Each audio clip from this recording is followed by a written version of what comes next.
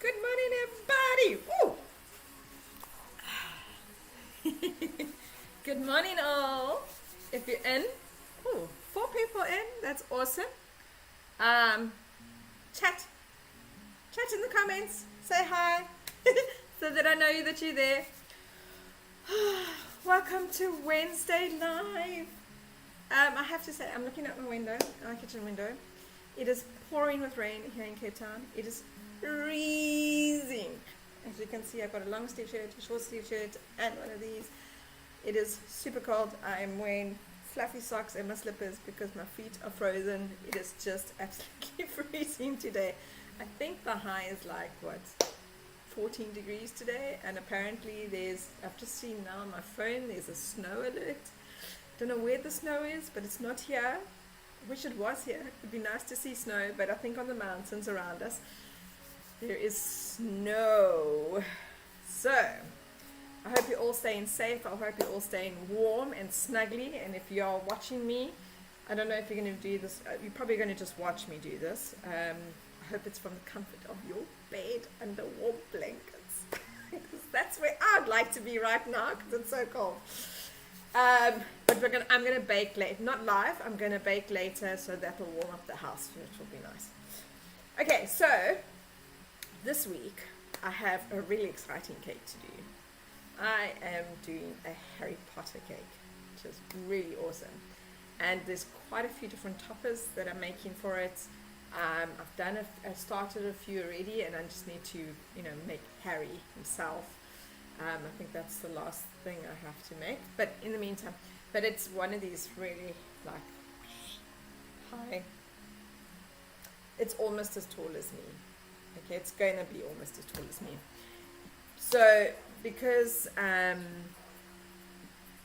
it's such a big cake, and obviously in the times that we're living in, we can't really have massive celebrations or whatever. It's not necessary for the whole awful tiers or whatever it needs.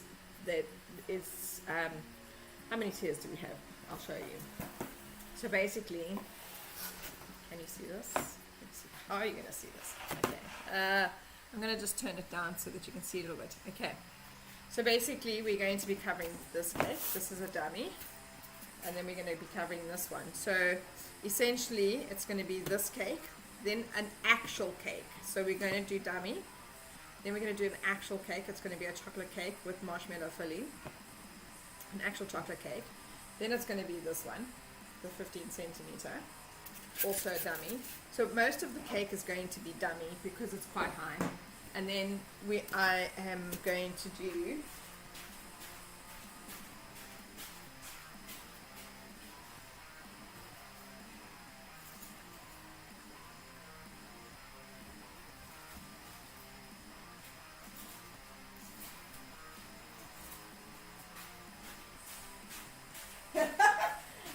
planning on showing you this, but I'm going to show it to you anyway. Okay, so then on top of this will then go 3 books. So just do that again. Okay, so on top of the 15 centimeter, we're going to have 3 books that going on top, also dummies. Or basically, these ones I'm looking at them being like really large toppers, as opposed to cake. I don't think I would have made it as cake. I would have made them as really large toppers. These can be done with if you really wanted it to be edible and stuff like that, with Rice Krispie treat. But I think at the end of the day, the customer's going to, besides that one little 20 centimeter that's going to get taken out to eat, the rest actually can be put back together, and actually the whole cake is going to be able to be kept. They won't need to actually, they can actually keep the cake as is. So that's going to be pretty cool. So they're going to be able to keep the cake with all the toppers and everything like that. I'm doing it in such a way so that they are able to keep everything. It's also made it cheaper for them because it's all dummy. Otherwise it would be like a 5,000-6,000 rand cake, especially with all the toppers that I'm doing with it, and if it was all cake, you know. So, you know, if all of this was cake, you know, this, you know, if everything was cake, it would have been like a 6,000 rand cake. But because it's not, it's a lot cheaper. So, and I'm also just giving her a bit of a discount because I really wanted to do this cake. So I made a plan to make it within her budget. So basically, I'm going to show you how to do what I've done with these, really. So these are also polystyrene, so that they're not so heavy for on top of the cake. This is how I do like those big car toppers and stuff like that. Anything that's really big for a topper. Generally, I tell my customer it's going to be polystyrene. I don't do, so even if I did it with Rice Krispie treat, it would then land up being super heavy. So especially when they're so big, I prefer it if it's not completely edible, because yeah, then it's too heavy. So what I've done is, so I'm still going to cover this with actual gum paste and do it and you know, make it look like actual books and everything. So this is just my base to so what I've done is I've had some square polystyrene, I don't have one near me, some square polystyrene boxes, what are they called? Okay, and I cut them up. So I cut 2 halves to get the nice big fat one, and then I cut the one down the middle as well to get the 2 thinner books. Okay, but obviously because I cut it, when you cut it, then your polystyrene will bubble up and it won't be finished off and smoothed out like this. So no matter what you do, when you're doing stuff like this, you have to cover it with a base to get rid of that, so that you don't have bubbles coming through your gum paste or your fondant or anything like that. So I've done a base fondant. I've done this with fondant, normal good old fondant. I use this one. I find that it works really well. So it's probably the only time I actually use fondant. I don't use fondant for anything else. Just so that I have something to work with, because now I can stick my gum paste to this and it will stick nicely. If I hadn't done this, I'd be battling with it sticking to the polystyrene and stuff. So I'm going to make really large book toppers out of these. So yeah, so I'm not going to do that on live, but that's what I'm going to do. But this is basically what we're going to do today. We're going to cover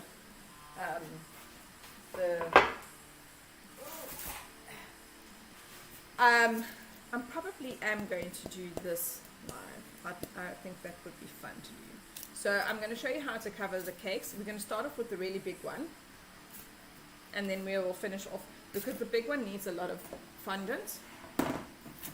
So I'd rather start with that one. Make sure I've got enough fondant, because and then I can move on to these ones. So I'm actually going to I'm also going to cover the space. I decided this morning. So basically what I've done, so this I don't know if you can see it. Okay, you're not going to be able to see it on the big screen. I've just realized that I'm going to have to move my camera so that you can see better. Just give me 2 seconds.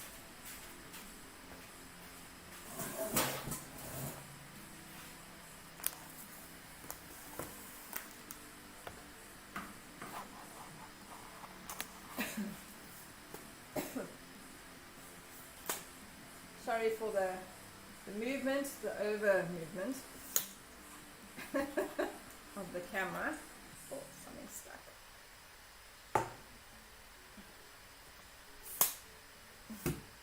Why is this stuck?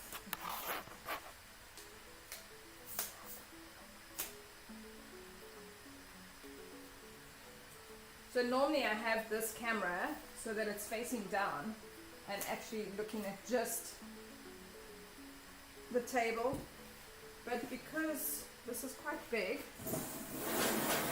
I'm going to move it around so that you can see where am I at.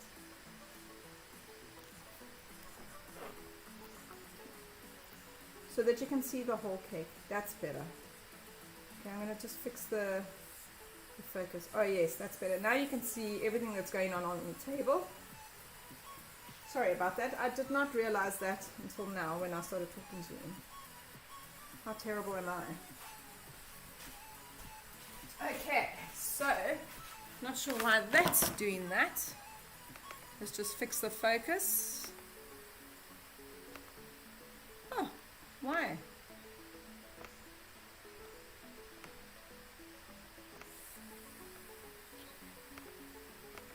Right, that's better. It lost all its settings. Goodness gracious me. Okay, so you can see that this is quite a big cake. Okay, so let's just put that there. Oh, actually that now gives me a lot more space to work with.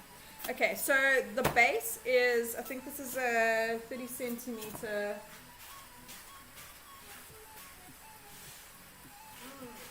I've lost my ruler. I think this is a 30 centimeter or 35 centimeter polystyrene board. Polystyrene and dummy cake. So I'm not sure what's been going on, that they are making these dummies a lot narrower. So in the past when I've bought them, like this 15 centimeter would be this big. I would have bought it this big. But for some reason they're making them so much smaller. Now that would not be normal for a cake. If you made an actual 15 centimeter cake, it wouldn't be this narrow. So I've had to glue, which way am I going? I've had to glue these two pieces together, and I've had to glue these two pieces together. For whatever reason, they're making these cakes super narrow. So so you're actually landing up having to glue two bases together to actually get the size cake that it needs to still look like a real cake, right? So one of these is not like what a real cake would look like, and definitely not with this one. So I need my pliers. Okay, so what I've done, first of all, I'm going to show you a neat trick. This cake is going to be really tall. I'm delivering this cake because it's so big, and I will not let them come and collect it because God only knows what will happen to it. So I would rather deliver it. So that's what I'm going to do. And to be able to pick it up, you can see I can stick my fingers underneath. Okay, there's a wonderful little trick of getting wooden pegs that you break apart, and you glue the flat side to the base. That gives you that little gap underneath here so that you can actually stick your fingers on and pick it up. How awesome is that? So apparently you can buy like actual proper professional ones, but why? This is cheap and it works. So I generally do this with all my 20 centimeter and 2-tier cakes and stuff like that, because they are super heavy and it's very difficult to get your fingers underneath there. So I do that. Then I'm actually going to cover this cake and the board all in one, because I've decided to make I want to cover this board. I don't want the silver on it. So I'm going to also cover it all one go. So I'm going to cover this whole thing. Okay. I'm doing everything in white because I have this fantastic new tool, which I have not actually put on live yet, which I will do maybe next week, is I'm going to airbrush this. So excited. But I'm not doing that on live. Sorry. You'll have to wait for me to... I'm going to do an actual live where we're going to have fun and test it out with stencils and do all the different things. But originally I wasn't going to airbrush this because I didn't have the airbrush but I've decided to airbrush it because I think it will actually look so awesome. So I'm going to airbrush it a dark brown at the bottom here and fade it up into like a beigey color. So we're going to do it all in white. This being smooth and not having to do anything, we only need to do one really nice thickish, about what, a 4mm, 5mm thick fondant layer, and we'll have this nice smooth lovely fondant layer on the cake, and that's it. We don't have to do anything else to it, which is fantastic. You know, if it was a real cake, you'd be chocolate ganache in it, and then fondant. If it was fruit cake, you would then, because if it was a fruit cake, you would do it with almond. The reason, and so many people are like, they don't like almond paste. There's a reason why the almond's there.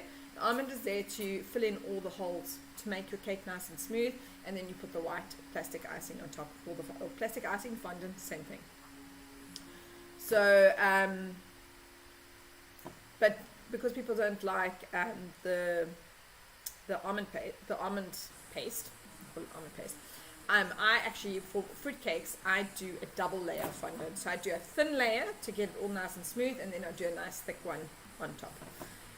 So what I've done is I have glued these two together, and I've glued that to the base.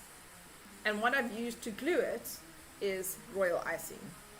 And you can see, super sturdy, not going to come undone. Okay, and I put the dowels in to also just for extra stability, for it to not move about or anything. You want to, before you cover these cakes, you want this base to be stuck to your board, because to try and cover, you'll see this one's going to be a battle. It will be a battle, but you will see it's really a battle to try and maneuver it around and get it nice and smooth and stuff like that if it's not stuck to your base. So you want it stuck to your base to do it. Yeah, you'll see how that one will work as well with not being stuck to a base. And because I've got a 20 centimeter actual cake coming on here, that's going to be like that, and then that one will go on top. Yeah, so you want to, so I've already done this because I needed it to be dry before I did it. So I did this on Monday. I glued the base to here and these two, and I glued these two with royal icing, and it needed to dry. The weather that we have right now, things are taking forever to dry, so I'm trying to do things ahead of time so that things are nicely set and they're not falling apart or anything. Okay, so that's basically what you've got to do. You've got to glue your things together with royal icing. That's the best. Don't use buttercream or anything like that. It's not going to stick. Don't use flour glue. It's not going to stick. You know, the Tylose flour glue that I use it all the time for my figurines and stuff. None of that is going to make it stick like this. Okay, just do royal icing. Good old and thin. You know, like you would use it as cookie icing. Done, and then leave it to dry, and then it's nice and sturdy. It's not going to fall. Nothing's going to happen. This is probably going to be the most sturdiest cake I've ever made because it's all dummy. So I'm going to clip these, and I mean, although I'm just like thinking now, do I clip it or don't I? Because so what's going to happen is it a 20 centimeter cake, yeah, I'm going to clip it. Okay, so the reason why I'm going to clip it is that I've put these quite wide apart. Okay, when I put my 20 centimeter cake on, I'm going to put 4 dowels in here that are going to go through this cake and this one so that it's stable. So I'm going to yeah, because I'm not going to need to put a board in between or anything, because this is already flat and sturdy. If this was a real cake, I would then put a board to here and then one to here, and then there would be boards in between, and then they'll all be resting on these dowels. But I was just thinking now I could actually just like slot the cake on top, but it's too wide, it's too close to the edges, which means that it could possibly break my cake, and I don't want to do that. So I'm going to cut these off, and then I'll put I won't need to put dowels in. No, I'm not going to put dowels in. I need to put dowels in that cake when it's baked. So I just want to go quickly get my skivvies.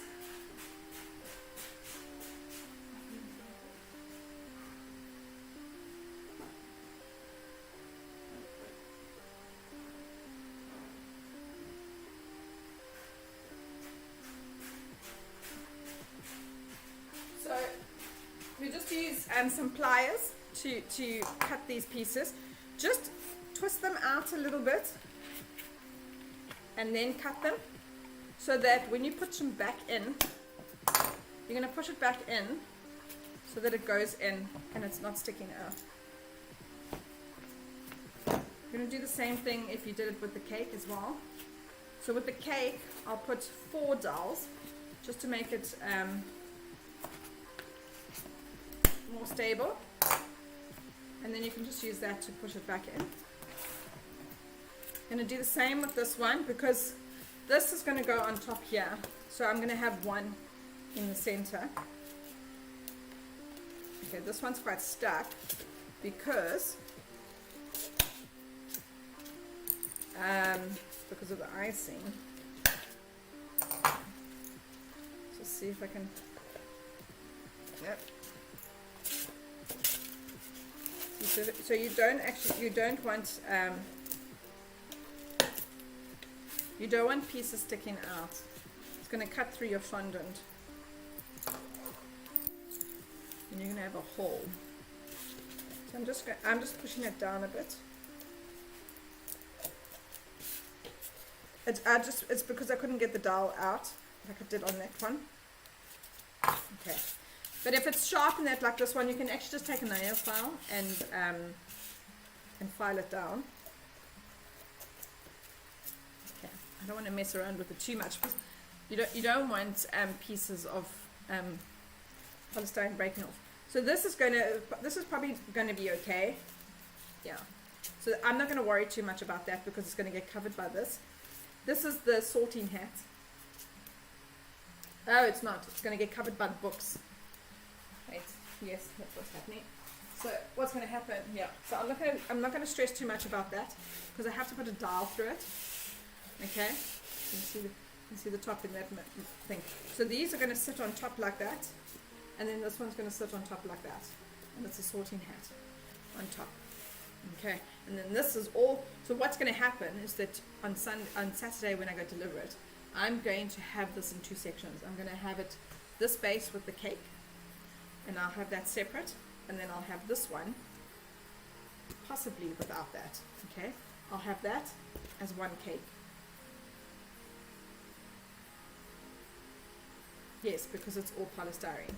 And just because this is like wobbly, I'm going to put that on at the venue when I get there. So then what I'll do when I get to the venue is I'll put that one, and then I will stack this one on top of my cake with this on top, and then we should be good to go with everything. I am decorating this on Friday, so I will have everything done and to a certain point to then put it together on Friday as we want it, and I will be stacking it right to the top so that I can get a photograph of it before I leave this house. So it will be stacked as it's going to look at the venue. So yeah, you will see the finished product of it on Friday. Okay, so what we're going to do, we're going to put that aside, and we're going to roll out our fondant. Now I feel like that big cake, because we need the base as well, I'm probably going to need both. I'm going to probably need roughly 1.5 kgs of fondant. And my mini stool has broken, so now I no longer have the height that I need to work with.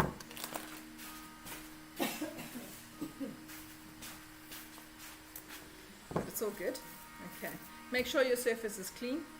I'm also going to show you another trick that I do with fondant, and this is how I always cover my fondant cakes, whether it's dummy or not.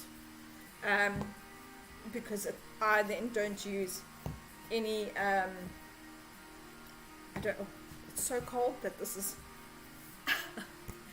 why is that in the way?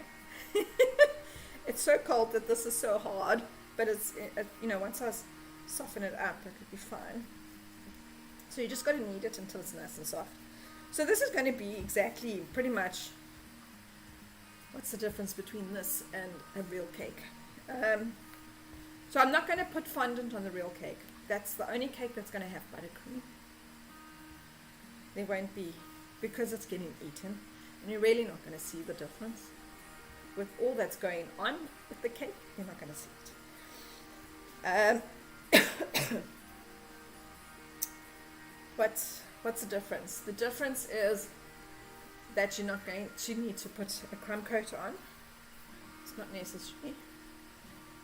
And yeah, I actually have, you can actually buttercream it if you wanted to.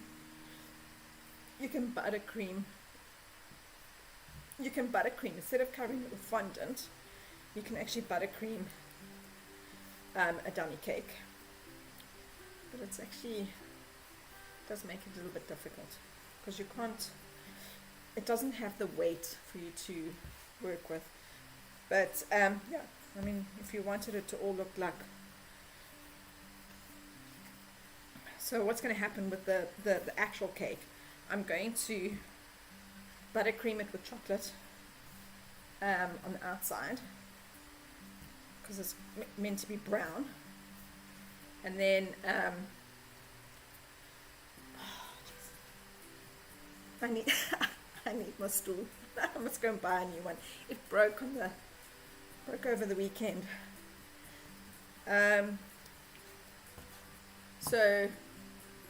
But it's going to have some fondant on it because it's got like a brick wall on it. That's what I'm going to do on it. So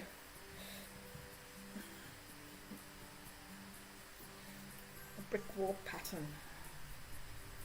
I'm just trying to work out. I'm just trying to think now. How am I going to do that brick wall without it taking me forever to do? I don't have a stencil. So yeah, a lot of the stuff that I don't do with stencils or anything like that. I do it all by hand.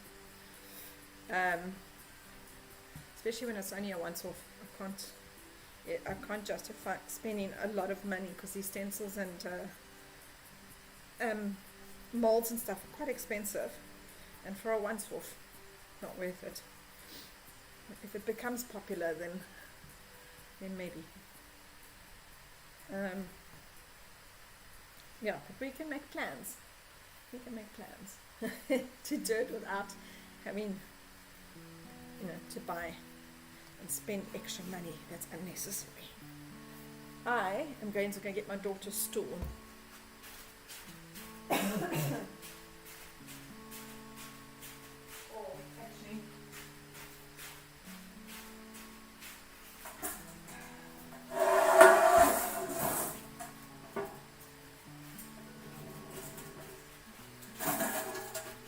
Have a giggle at me. I'm getting a chair because I honestly don't have the height to do this. Okay, that's better. I'm going to spin around a bit, but it's okay. Well, also this is actually better because I'm on my knees. On my knees. Can't be on my knees on my daughter's stool. Where's this chair's at least got a cushion. Oh, see, we make a plan. We make a plan. Okay. So how we're going to stick this is we're going to use wholesome. Sure, this is so hard. I did not expect it to be this hard. It's because of the cold weather. It would be much softer in summer. This is the early morning exercise.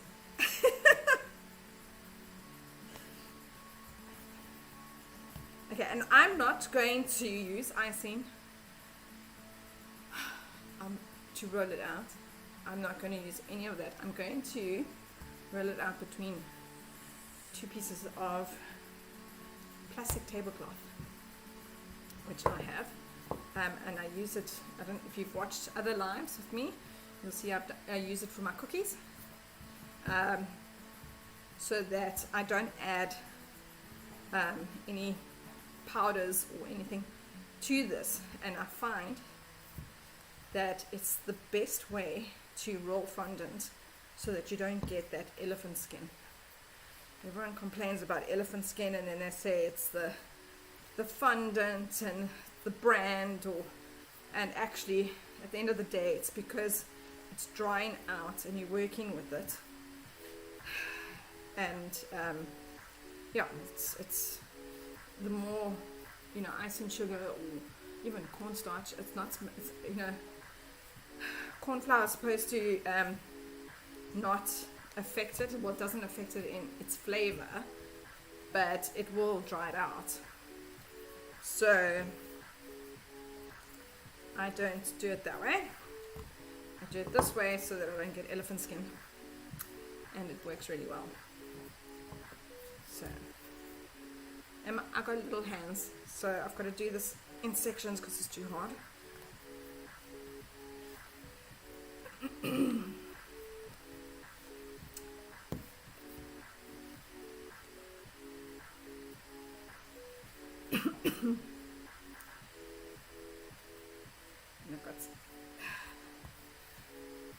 I've got a frog in my throat now for whatever reason. A froggy. That's making me cough.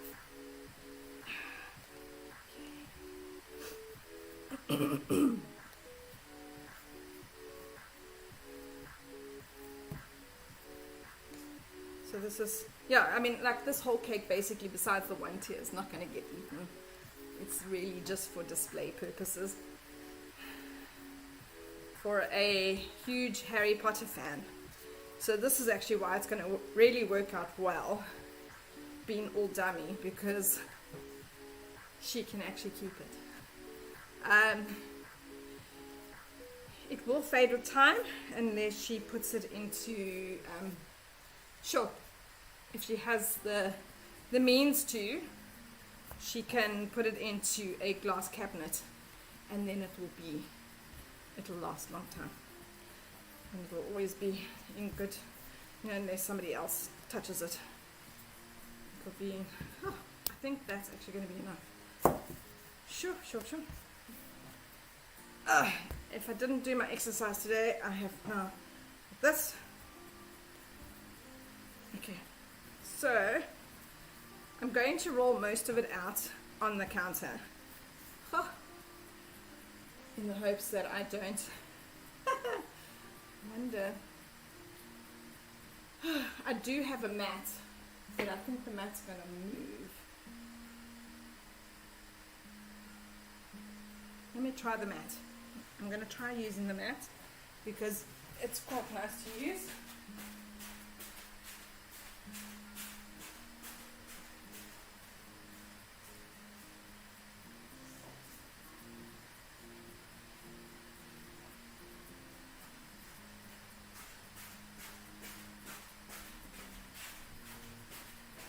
I have this lovely mat that I always use, which is really, really nice. I work on this when I'm doing my figurines. So I'm just going to put that aside. I'm going to put this underneath to stop it from moving around. not going to affect anything. No, won't affect anything. Hopefully just give me some space to move. Okay, make sure it's clean and dry. Obviously, we don't want it wet. So I'm just going to initially use, not use my plastic, but I will.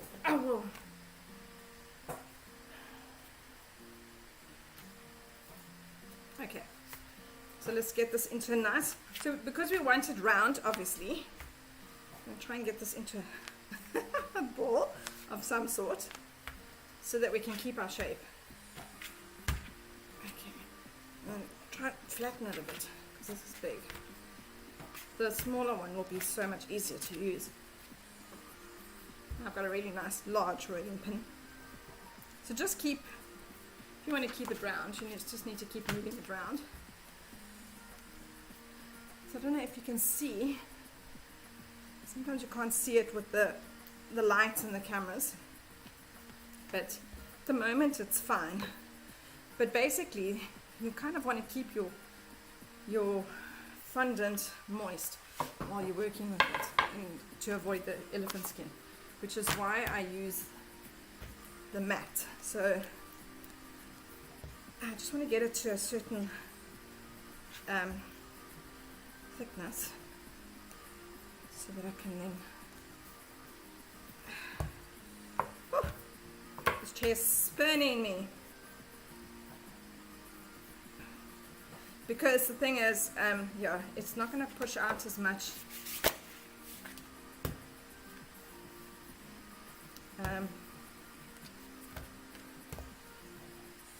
Once the tablecloth, I mean, yeah, it is a tablecloth.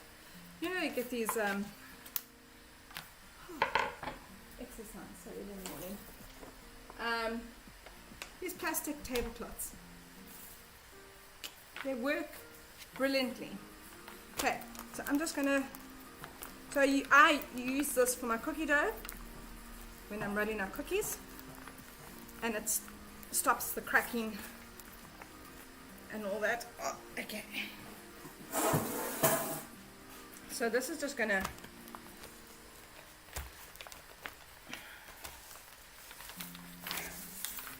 see, because this is a little too thick and I need to get it really, really big, because it's got to go over the cake and onto the board, although I could always do the board separately, but I'm going to try not.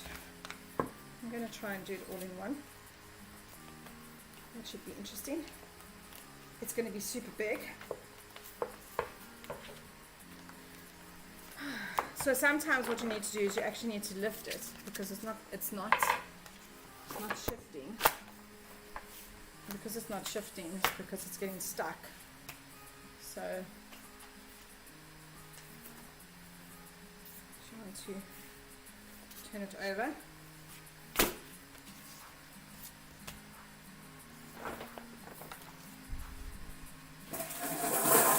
I'm going to use my chair again, because I have more strength this way.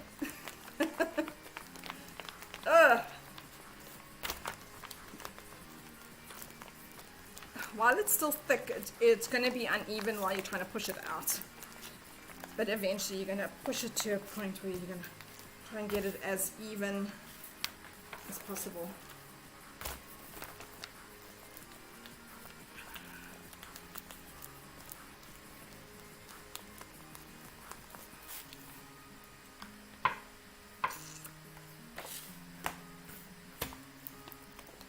I feel like now this is not going to work in that this is going to be in the way. I'm just going to, so that's also, do you see, I just used one hand. That is also the beauty of using this plastic, is that you can actually manhandle this without any issues. So I'm just going to roll this way. And it's starting to crack there. Beautiful. So what's going to happen is actually, I'm rolling it this side, but this side is going to be quite smooth. So when I put it down on the cake, I'm going to put this side down on the cake.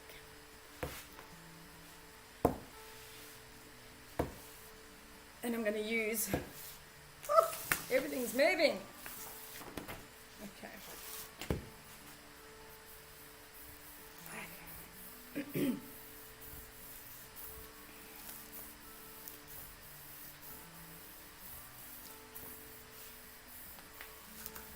So this is also a way of trying to get it pretty much even. So you need a really big roller like this to keep it even.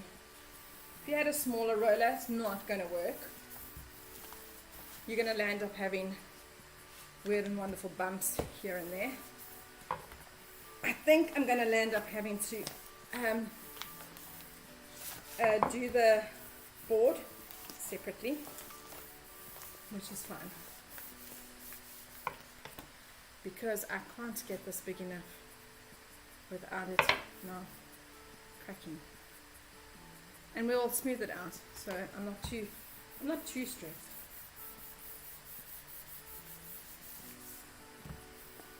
Okay, so this is about 4 millimeters thick, which is what we want. And I'm just trying to make sure it's even, all top, and that it's not thinner here and thick here and thick here and thin there, and must be as even as possible. Okay, and then we're going to just roll it up like this so that we can keep it not drying out. We don't want it to dry out. And what was that from? Don't know where that came from. Oh, I think it's from the mat. That's interesting. Why did that have chocolate on it? Interesting. I'll have to wash it.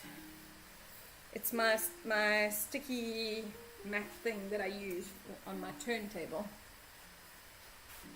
Okay, so quick wash of hands.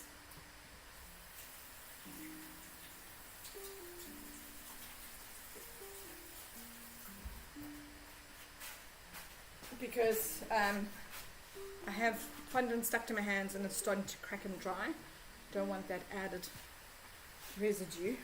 Okay, so what we're going to do is we're going to take, what I'm going to do is I'm actually going to just try and cover the cake first, and then I'll do the base. So we're not going to, I don't want to add any kind of moisture really to the cake, to the fondant. So I'm not going to use sugar flour glue.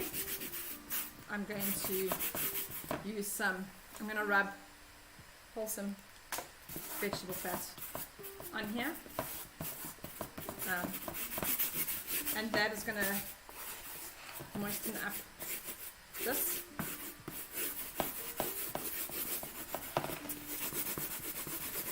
So it's going to give that wet, sticky surface for it to stick on, but it's not going to, again, you don't want to go and put, like, say, the sugar glue on it, and then you put too much, and then it will land up, because it's wet, essentially, it's like water, a thick gel, whatever, it's going to land up melting your fondant, melting it. Yeah, it's going to turn it to liquid because it's liquid when it's touching. Because you could essentially put too much of it on. So this is just so much easier and better. So you just rub this on.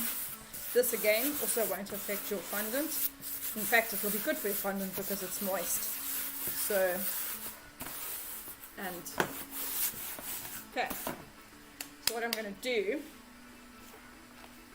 is we're going to roll this back. Okay. So I'm going to use the plastic because this is the easiest way. So this way you can handle it just a little bit. And it's not big enough. Oh dear. Okay. So it's not big enough. That's is it a problem? Not a problem? Because it's so big. So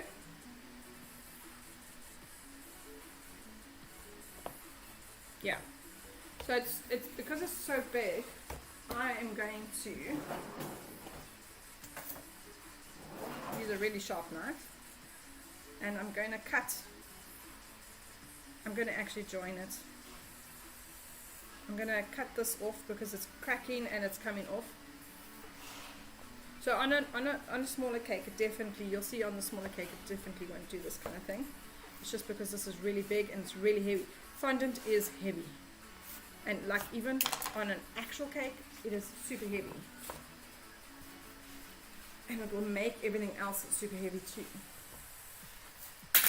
So I'm just going to smooth this out.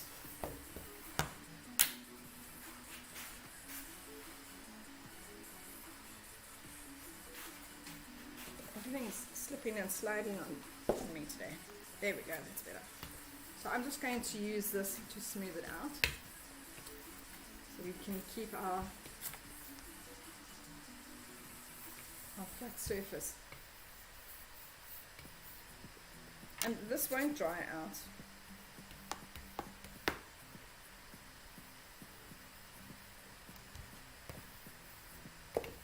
So because this is so big, what I'm going to do is I'm actually going to cut strips and to put it around.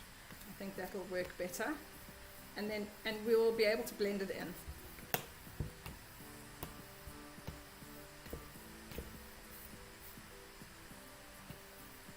And I probably should not be wearing, and it's not gonna make a massive difference, but I should not be wearing dark clothes because then everything gets this weird fluff. So that's what I'm actually looking at the moment. But it's not gonna. I'm gonna paint it, and yeah, I'll make sure that there's nothing on here, so not too much of a stress.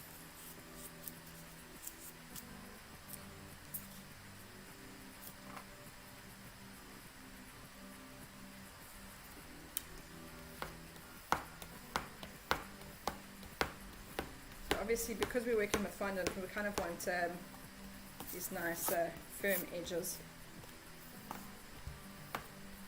I mean, squared up edges.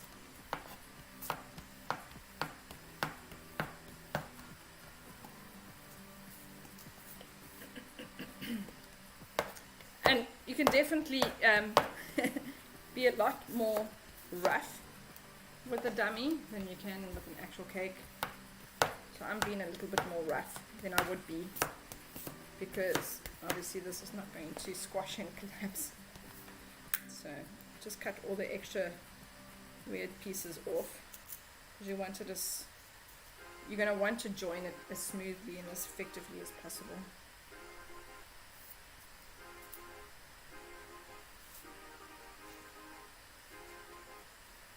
Ideally you want to be able to do it one time.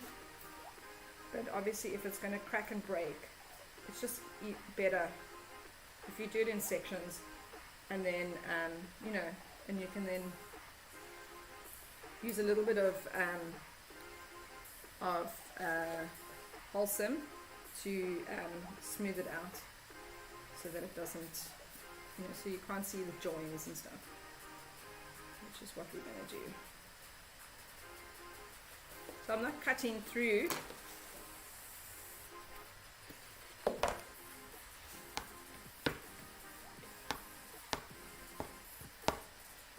Just cutting the excess fondant off,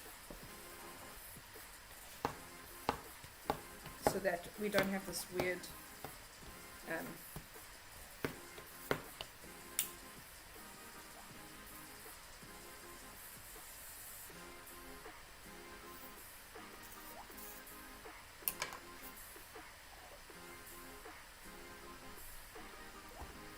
maybe my fondant needs to be kneaded a little bit more.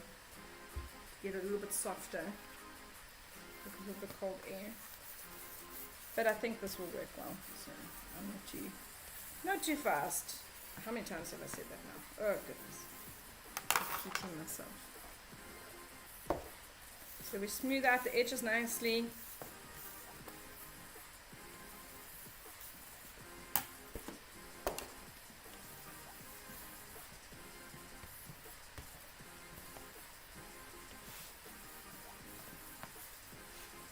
Enough? Yes or no? Huh? Which mic are you using? Oh, it's the audio input capture. I think it's coming from the Logitech. No, it's not. There's the Logitech sound. I don't know. Can you hear it? Why can't you hear me? No, there's the buzzing from the machine. So you're using the laptop audio. No. How do I switch off? Well, which one do you want to use? Which one would be better? The Logitech, probably. Oh, okay. I don't know. It's been on the audio, that one for ages.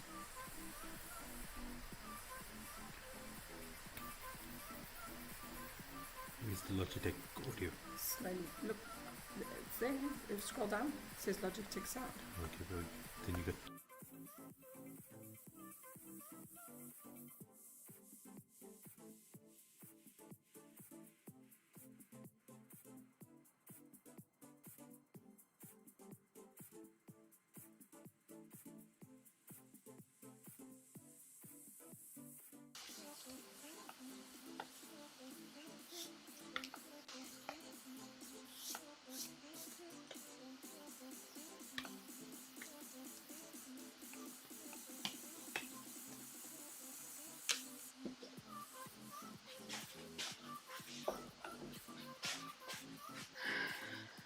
So we'll just put that one aside so that we can mix up this for our sides.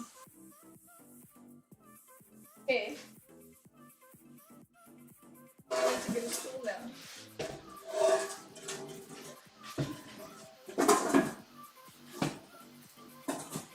Sorry, you see my husband's face.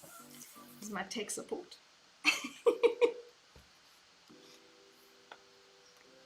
He makes us all possible. We'll have to fix it next time. Okay. You didn't really open it the last time, so it's been on there for ages. Yeah.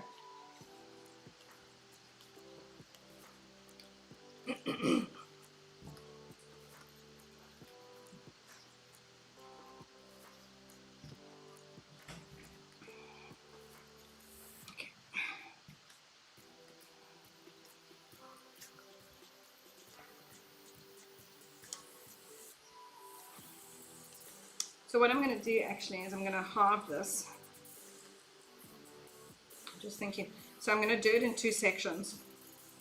Or else we're going to just have it breaking and doing all weird and wonderful things. So we don't want that happening. So once we've made it nice and soft, because this just needs to be more soft, more pliable. Okay. So I'm going to roll it into a nice long sausage. And then I'm going to flatten it so that I can get it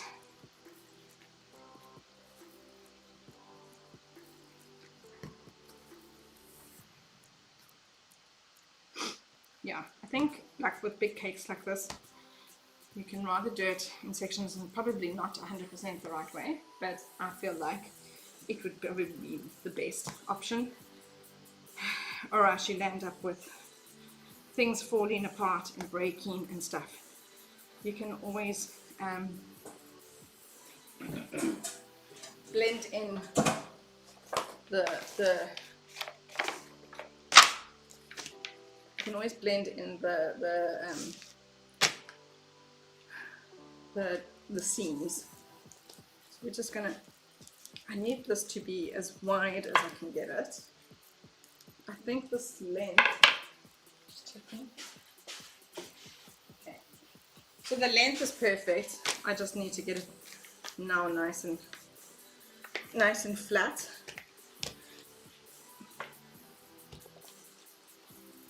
and I'm going to do it with this one to keep it from drying out. Okay. So I'm not going to roll it out this way anymore, I'm just going to roll it flat.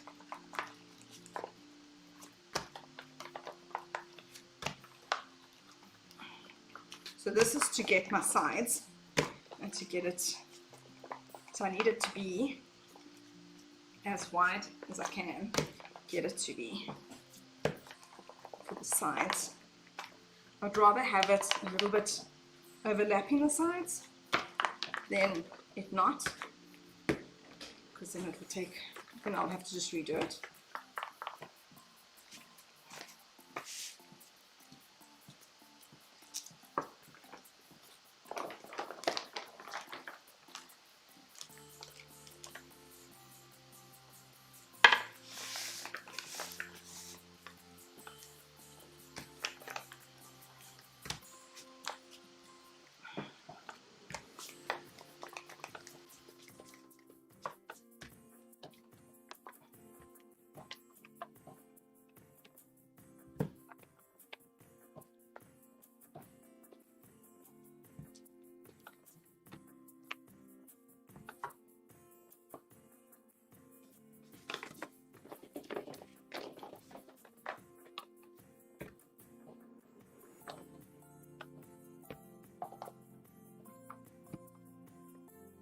So I've turned it around because this side would be thinner than that side because of the way I'm rolling it. So obviously we want to even it out.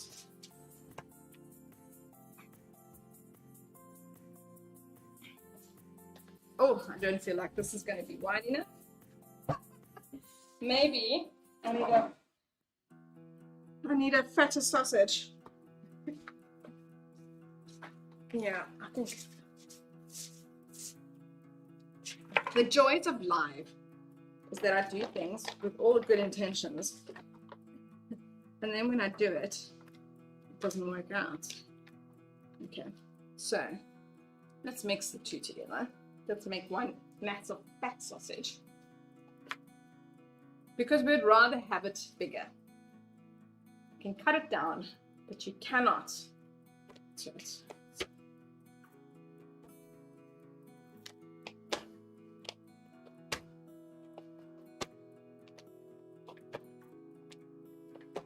So I'm rolling it out as a sausage like this to get it the length that I need it around the cake.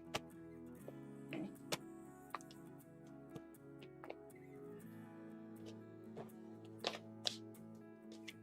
But I'm only going to do half because I'm going to do half one run on the side and then half one that side, and I will smooth out the joints. I would much rather do that than land up with a cake catastrophe. So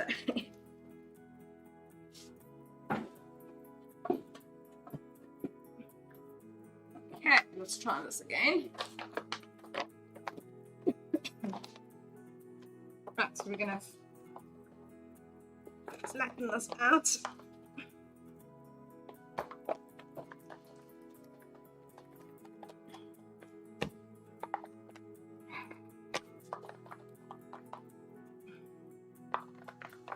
So you'll see I've got a higher piece here and a lower piece here because I'm going from the center out.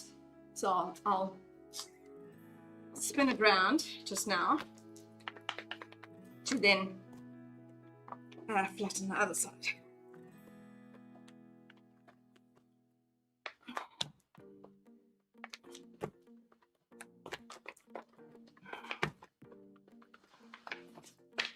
And I'm almost at the, so I'm trying to get it as to the thickness that I need it, as in the 4 millimeter thick. And see, by using the plastic, you can maneuver it around and stuff without breaking it.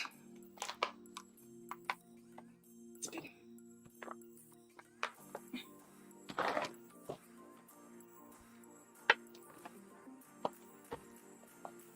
Oh, okay. Apparently I have a hole in my plastic. 50. So let's work where the hole's not.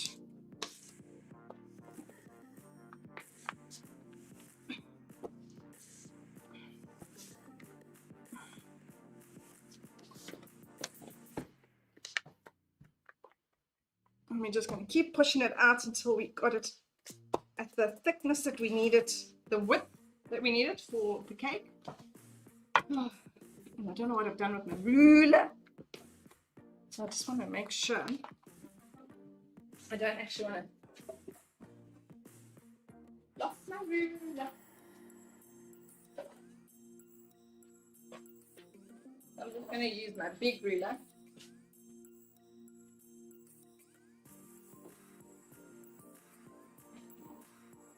So I need it. Sure, I'm pretty much there, so that's awesome. So I'm just gonna try and get it as even and flat out as possible. Again, I would rather be cutting off than trying to add on. So get this nice and. But what's it? Wednesday. Wednesday. Wednesday morning exercise. Sometimes it sticks, so it's not going to actually move and get wider. So you just need to lift it a bit. Okay. So that it'll then push out. Because if it's not moving, it's because it's stuck. Okay, here we go.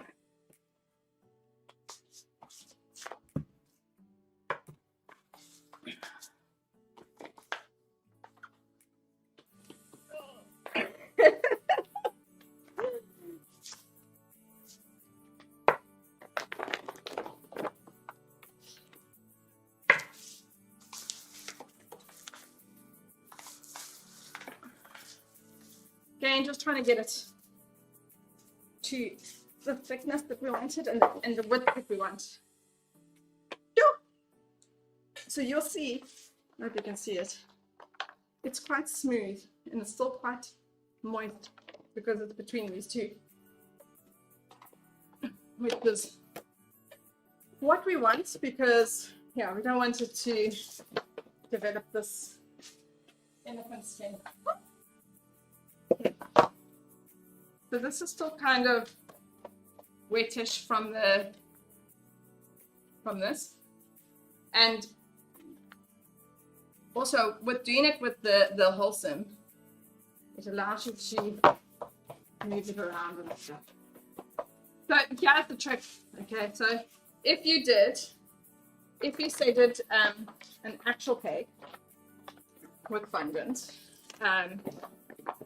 you can, do you see how I'm able to do this? And then we can put it around without, makes life so much easier. And then you can pull it off. And it's not going to break, really. Okay. So I'm going to stick it down.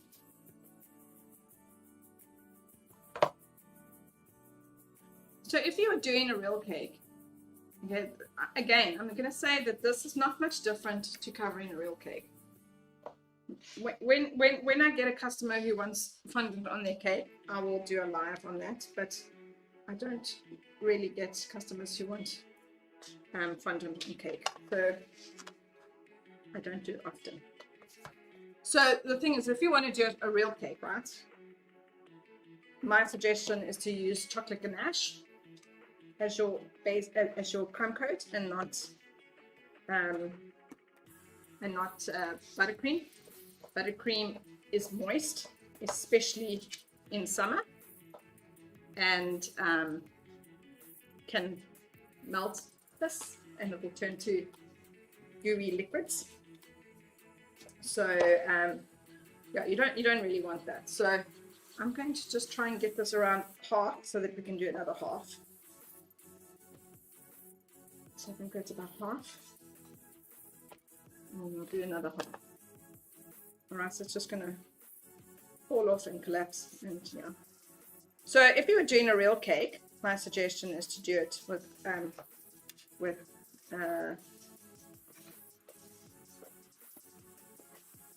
chocolate ganache as your crumb coat, because it dries, it's more stable, and it won't really melt, and it won't affect your icing or buttercream if there's heat. Whereas if you use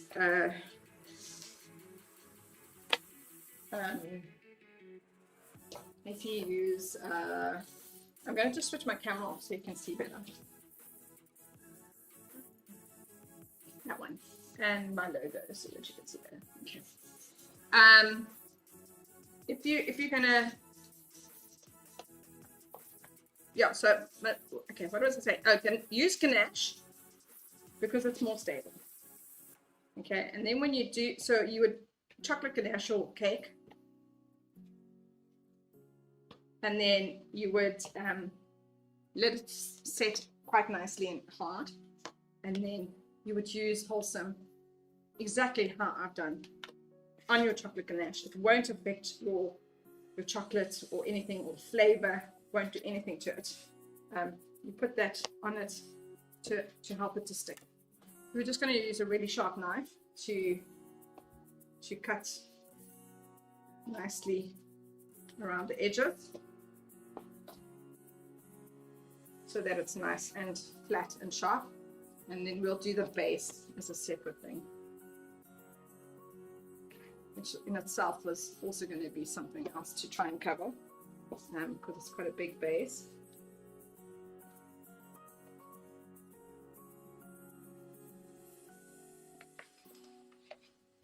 Now you just use a really sharp knife so that you can get a nice smooth finish, that it doesn't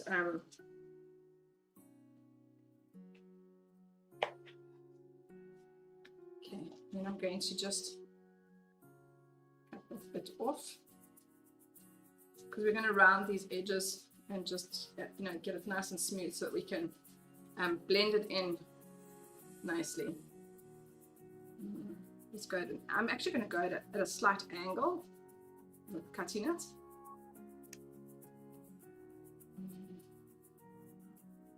So that we can blend it better. And we're going to use the wholesome to help blend it.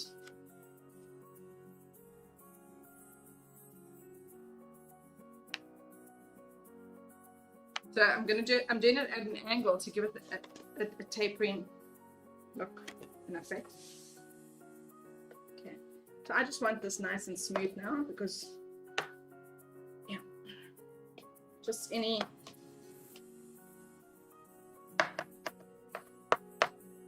and actually going around in circles like this actually works quite well. And then, especially if you're getting, I've got a few creases from the plastic. So I'm just trying to get those creases out. And then if you pull it on the length of it like this, then it will even out.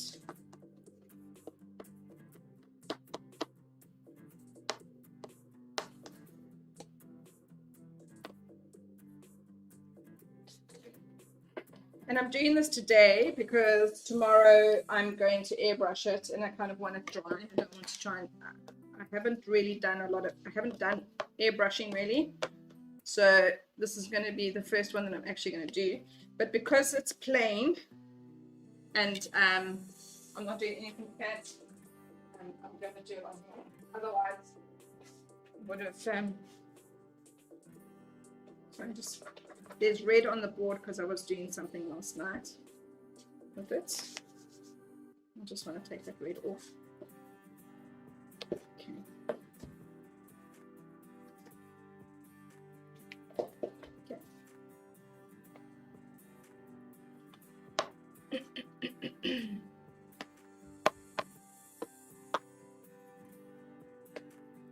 So we're getting it nice and smooth all the way around. Okay, I'm just gonna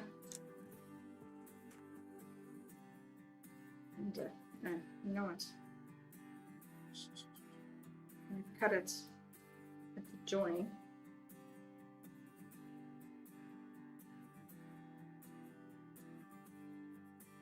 I think.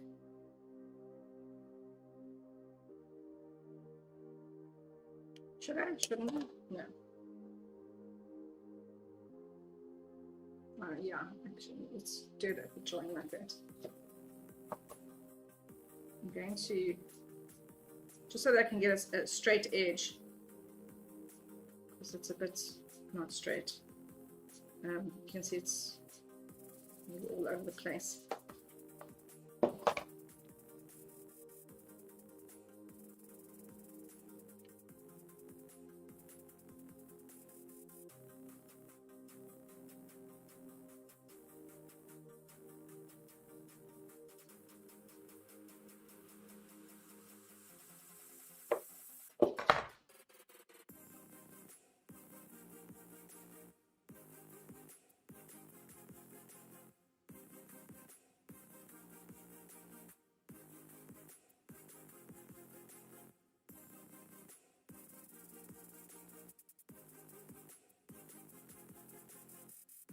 Okay, so once I've got this all nice and smooth, which I have all around the edges, I've got this quite nice and smooth.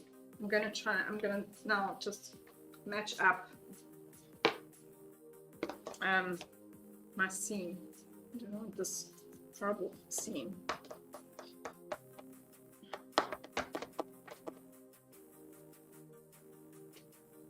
Okay, so I'm just going to use some balsam on my fingers, and this will help keep your fondant nice and moist, and it will help with the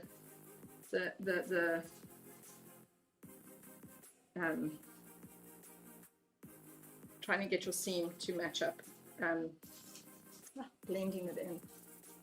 I'm gonna think of the word, and yeah, you can use quite a bit. You don't need to be scarce on it. In fact, it's probably better to have a little bit extra on your fingers than not. It's better to just keep everything moist so they can blend in nicely. But yeah, using wholesome will help it a huge amount. So just make sure you don't have any lumps, and it's like kind of thick on your fingers.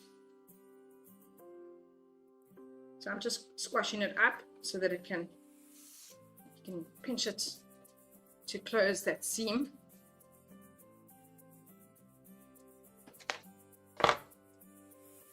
When my mom used to do cake decorating, she used to do a lot of Christmas cakes. She used to do wedding cakes too, but it was back in the day when it was fruit cake for Christmas, fruit cake for weddings. And she taught me, she taught me how to make it nice and smooth, but not with wholesome. She used to do it with icing sugar, which I find quite strange because she never ever had an issue with this elephant skin nonsense. And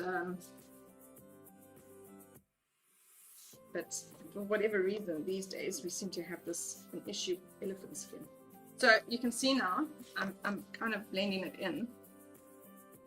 It's quite cool. I will sharpen this up, but I want to get rid of my seam.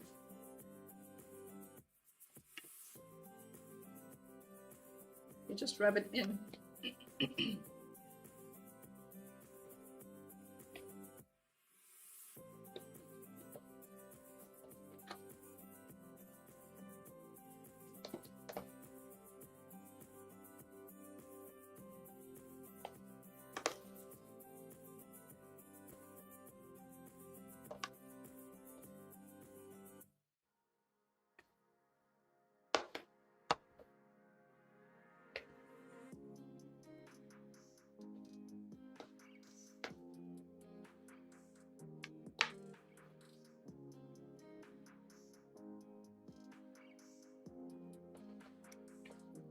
And I suppose you could do exactly what I'm doing on a cake, an actual cake.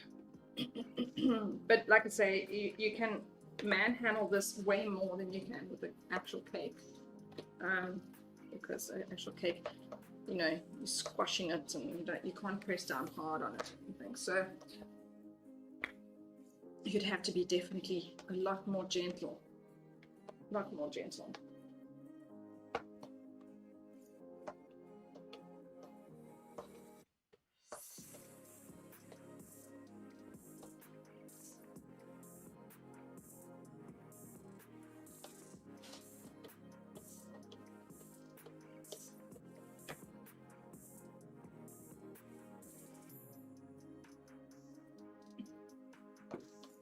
So you can actually use 2 of these, but I only have 1 to do exactly what I'm doing.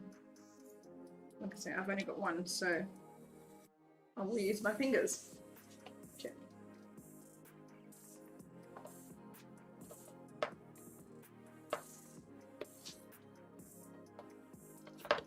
And I have to say, I know they can do it, but it really, it's super difficult to get your cake this sharp edge. Okay. You can do it, but yeah, it's a lot.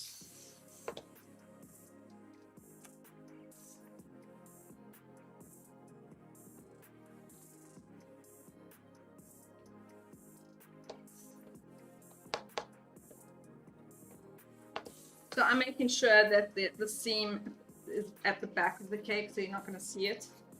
And then we've got this one, but I will make sure that that one doesn't have any issues.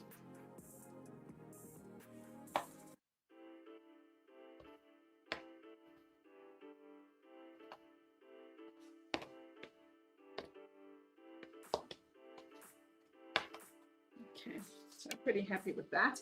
We're going to do the next one.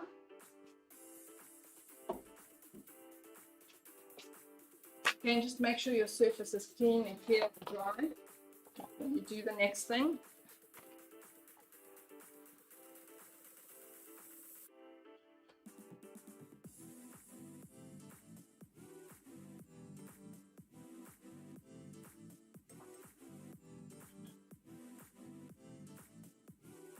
And obviously, if you didn't have an airbrush, you would then obviously have made this color that you need.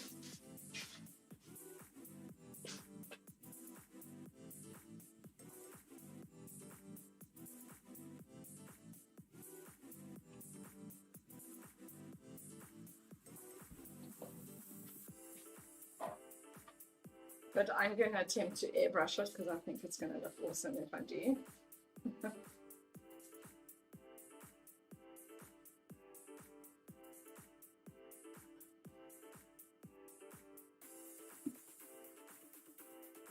I don't know what's going on with this camera. The color and everything seems so off.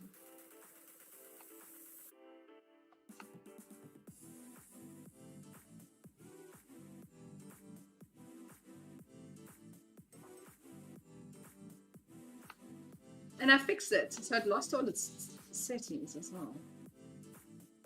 Oh, and I had it nicely. I actually had it nice. Contrast seems to be a bit out. Goodness, technology sometimes is not where it should be.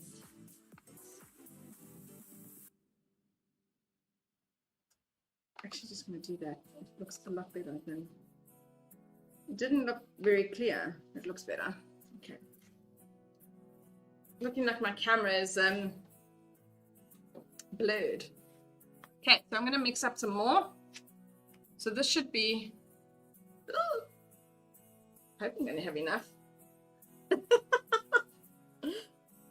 I should, because the 15 centimeter is not very big. So I did actually plan on using 2 kgs on this one. So I might end up needing to get more or use gum paste for the base. Let's see. Because I've got about half kgs of gum paste that I've made. So I do have that.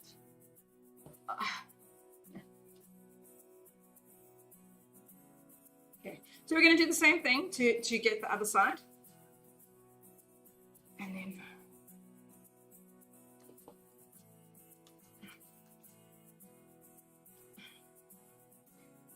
I thought that this was going to be a quick stream, but it's actually taking a little longer than I expected, which is okay. Sometimes, you know, you think you're going to take half an hour to do something and then you run into issues. My judgment of time these days clearly seems to be a bit off.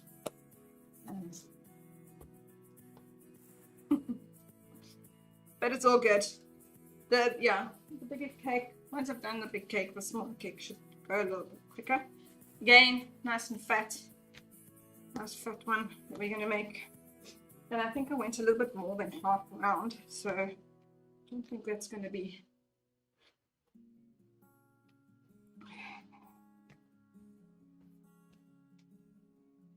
Let's just check.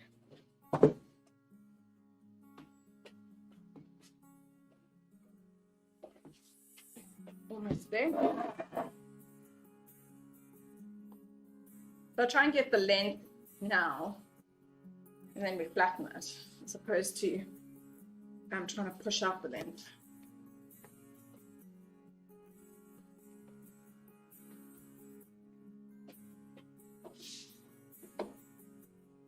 Okay.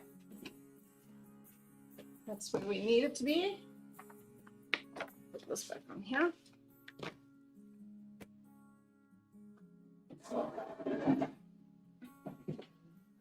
Stool. I feel like this is a candid camera of me getting on the stool all the time. Yeah. Same story. Try and get it flat and as wide as we need.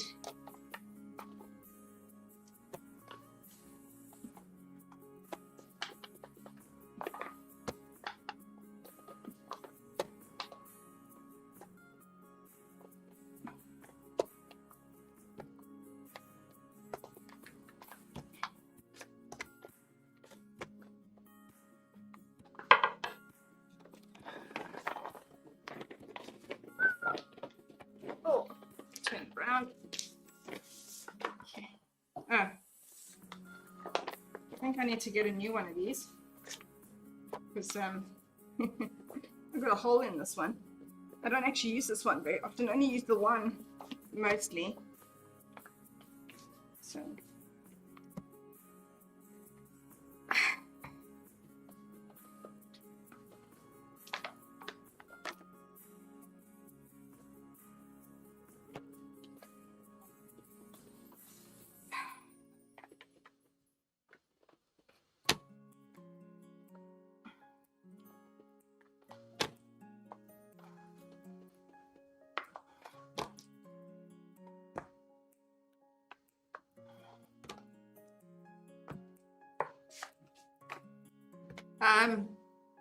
also, I mean, what you could do, like I'm going to cover the board,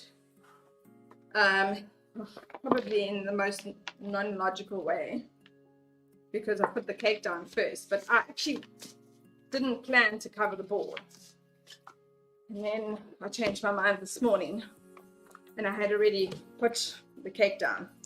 So, yeah. I do know how my cake is supposed to look and everything, and obviously there is a plan, even though it sounds like there isn't. But actually, the plan was that I was going to cover the whole cake and the board at the same time. But one of the ways that you can do, so the way I'm doing it now is not how I originally planned to cover the cake.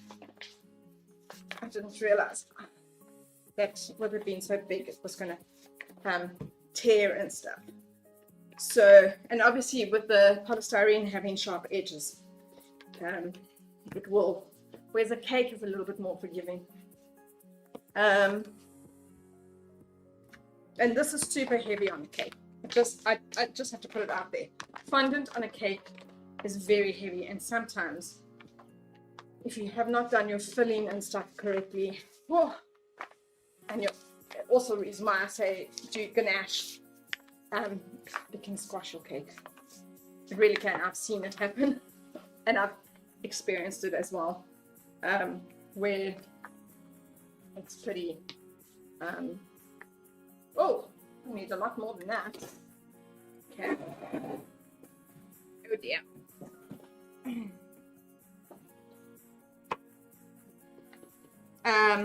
Yeah, where it's super heavy on the cake.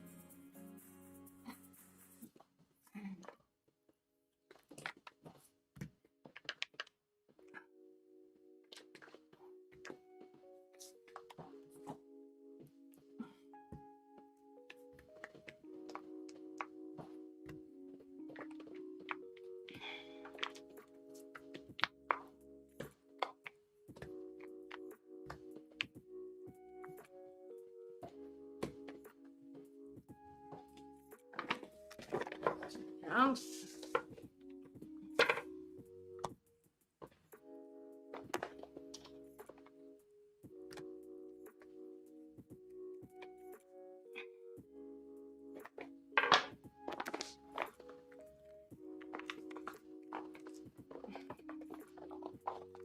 I think it's gone a little, it's stretched out a little bit more in length than I needed to now. I actually need it wider. It's okay.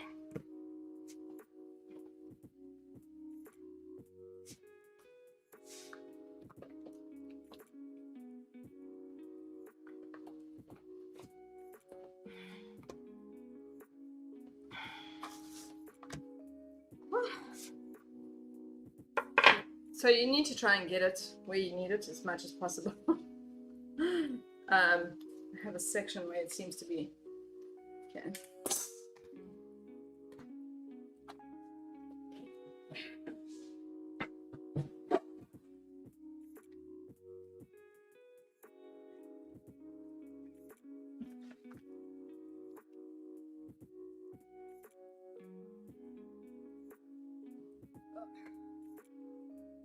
I just need to get the middle, because obviously I'm going from the middle out. The middle seems to be a little bit thicker. Just trying to flatten it a bit. Okay, so same thing. Pull this aside.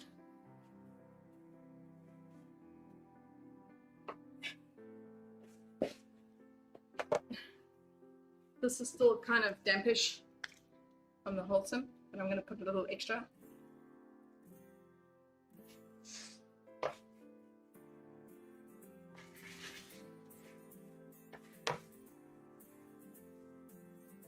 Sorry for the noise in the background.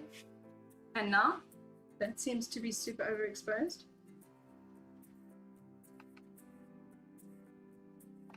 I don't know what's going on with this camera today.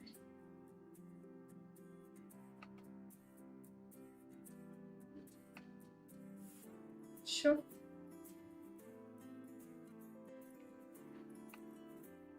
That looks better. Okay.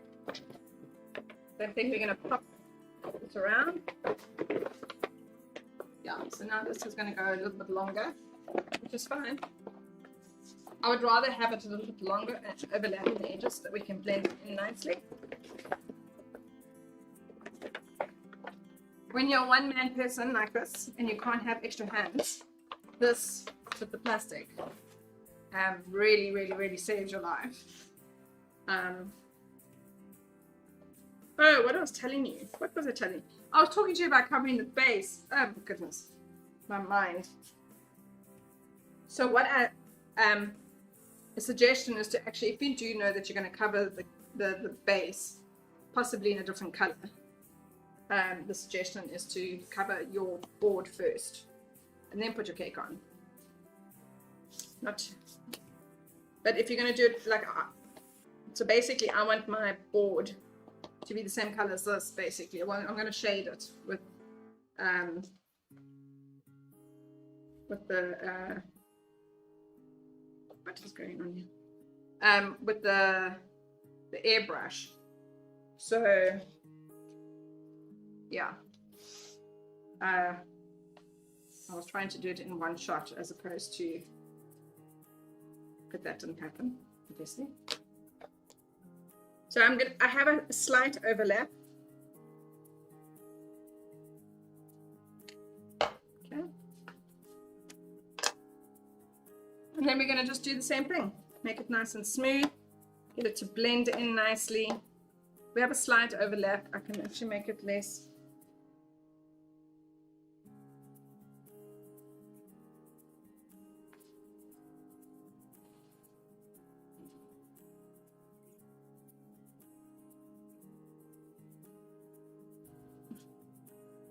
If you can match it up, probably even better. So that there's not this big chunk.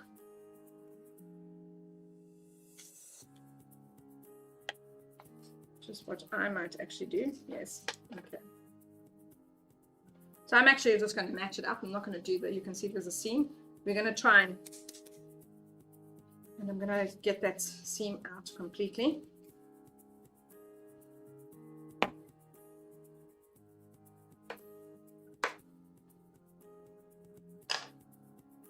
And same thing on the side.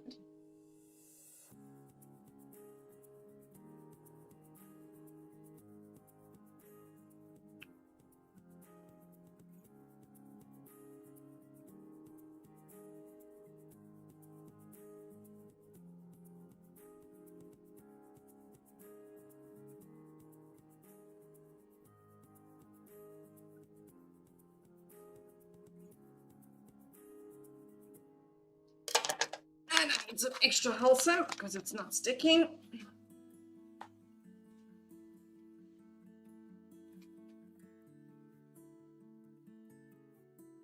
Oh dear. Now that looks awful, hey? But we'll fix it. That looks absolutely awful. We'll put some wholesome in there to make it stick, because that's the reason why it's not. That's why it's doing that. It's not sticking.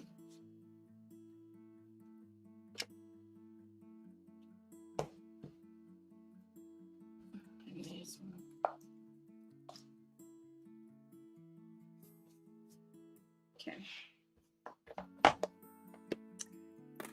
Mat. Stop it from moving around so much. I'm working with it. I'm just going to pull it up because I want it to match up at the top, and it's feeling a little short.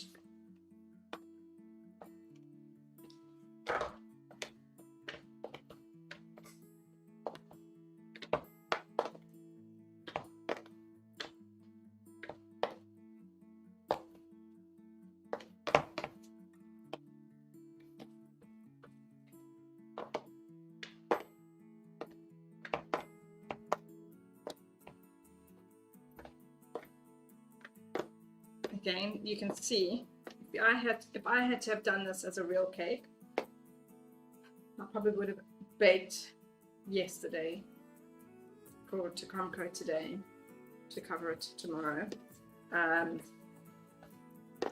because as you can see, these things are not done. They cannot be done all in one day. It has to be done in stages.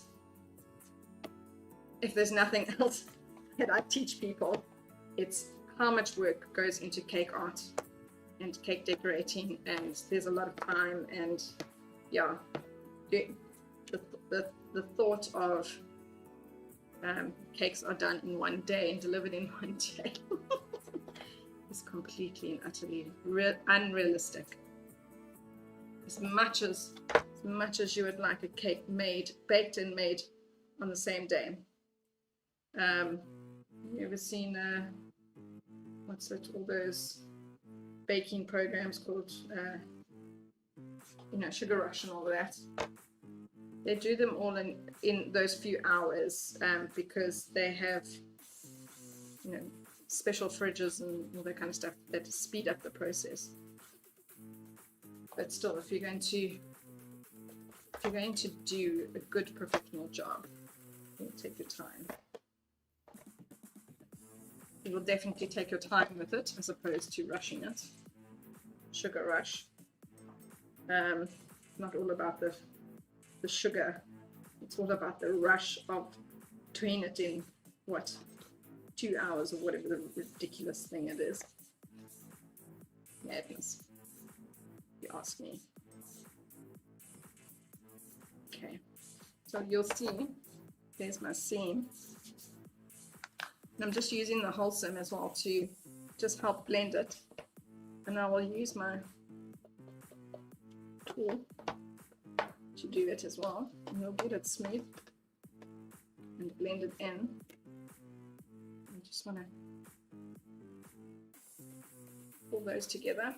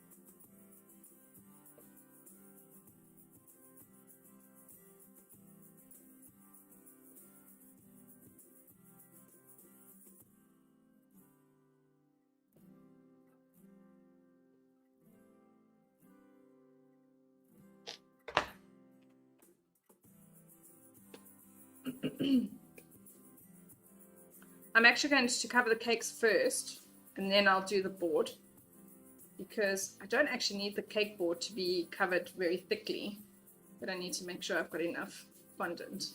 So I'd rather cover the cakes now, and if I need to get more fondant for the board, I'll get more fondant for the board.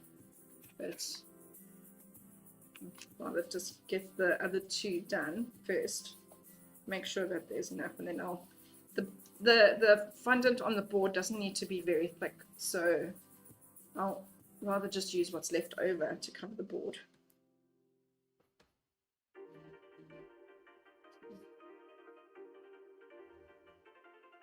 Okay, so we've blended in the seams, as you can see. And I'll just smooth it over, especially here in the front. So my biggest problem one is this one. I'm not too stressed about the one at the back. I'm more worried about the one in the front, because this one is in the front and it's going to be part of where people will see. They won't really, so there's not much going on at the back of this cake.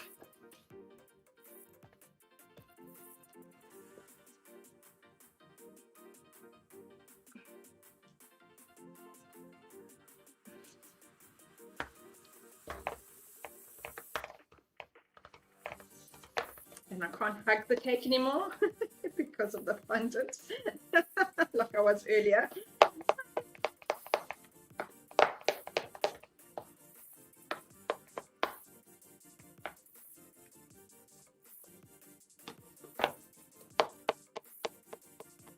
I'm just rubbing any creases and seams out.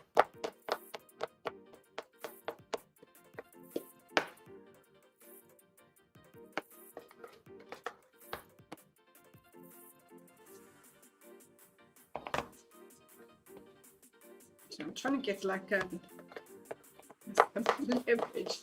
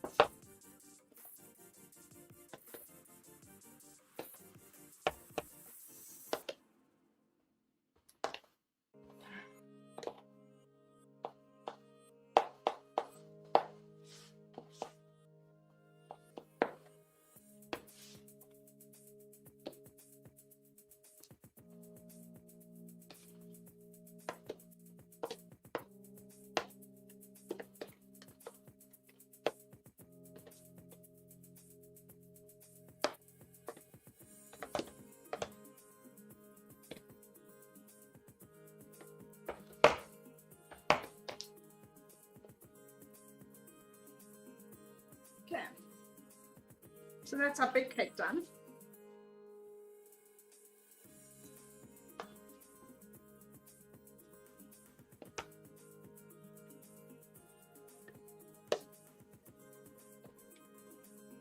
And it is, my big cake is off center on here. This is wider than it is in the back.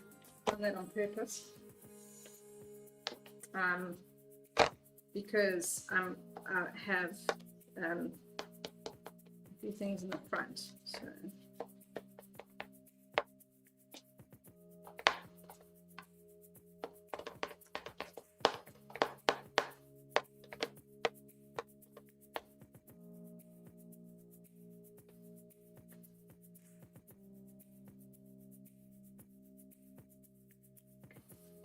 So there we go, our big cake done.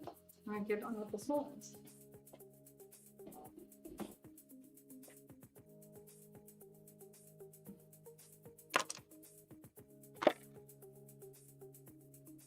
These should be a lot easier to do, and I should be able to cover it in one shot. Shouldn't be an issue.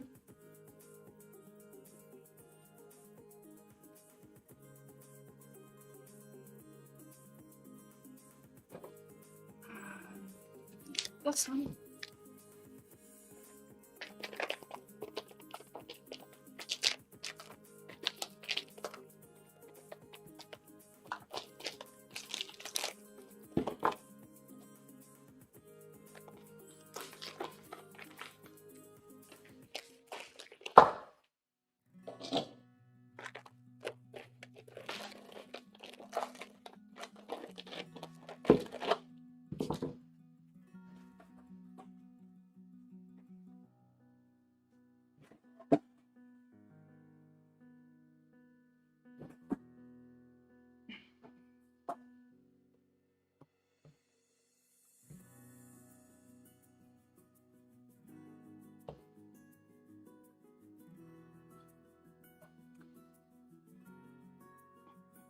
So I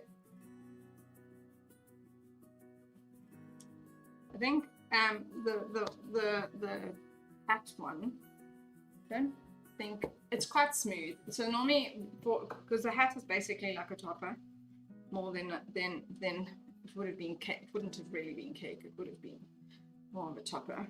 I actually think I'm probably not going to cover it as a cake kind of thing, because it's a sorting hat.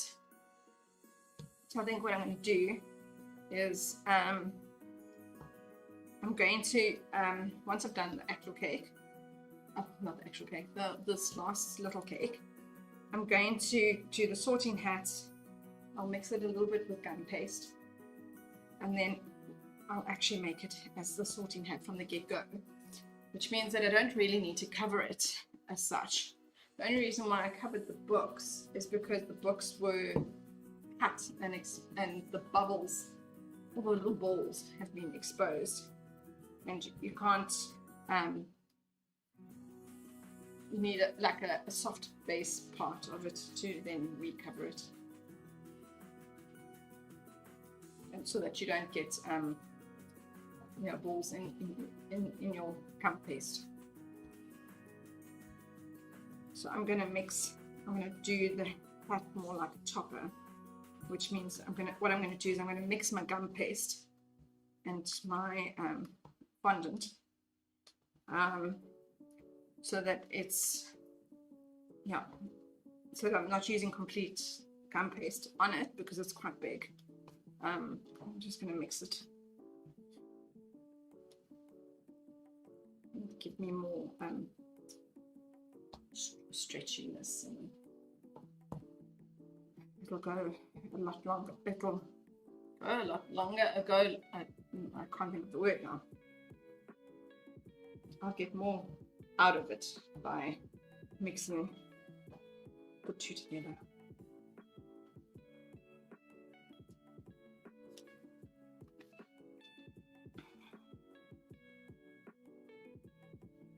Okay. My daughter has recently been introduced to this fondant. I haven't allowed her to have fondant. The other day I introduced her to fondant. She asked if she could eat it, and I said she could try it. And now this is all that she wants to eat. But thankfully I don't have it in the house very often, so if I've used it all on my cakes, then she can't have. Is it genuinely 4 people in, or is it all of us? It's not full. Oh, okay. 2 people.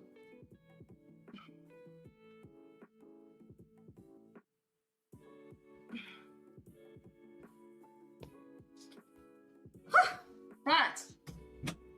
Let's get this body on. Get this on the wrong side. So we're going to have to, even though it's like a 15 centimeter cake, so it's not very big in diameter, but it's still quite deep. So we'll still need a lot well, again, let's rather go bigger than smaller. And rather we cut off, we rather cut off pieces than have to try and add. Because you can see, with me having to add, how much work was involved in there, trying to add pieces.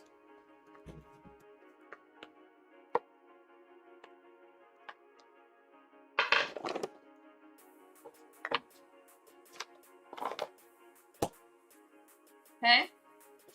Okay, my love.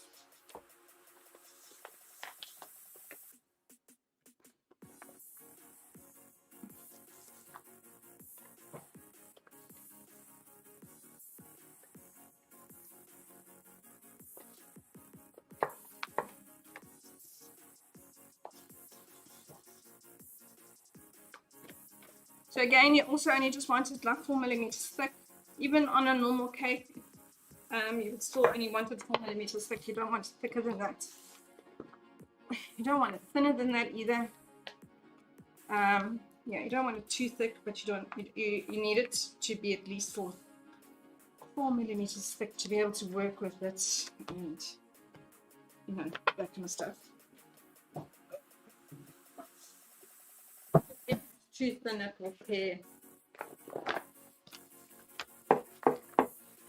Sure.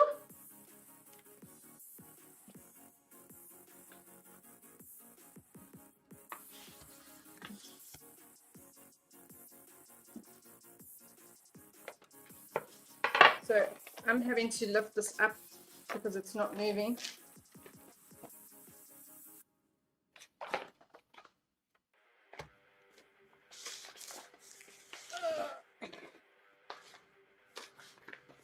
find actually pushing it like this works so much better than rolling it. But you need to get it down to a certain thickness before you can actually push it. Because this makes it a lot, you see, I get a lot more of an even pressure this way. Hello, for those who've just joined us. There's some just joined us. Hello, Hesse, hi. Chat to me. I like it when I feel like I'm actually chatting to someone. I can see you there, but you can actually say hello in the in the chat room. Talk to me, say hello, tell me where you're from. If you're a baker or you just enjoy watching this kind of stuff. A lot of people just enjoy watching. I've got a friend who lives down the road here. He says he likes sitting watching because with my music and watching me, it's quite soothing and therapeutic, which is fantastic if that's where we're going with it.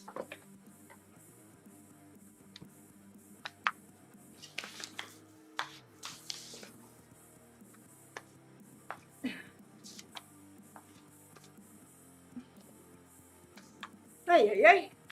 Like I said, we're doing, this is more like early morning exercise. Put more pressure on here. It's still too thick and it's not big enough to go over the whole cake, so I need it much bigger than this.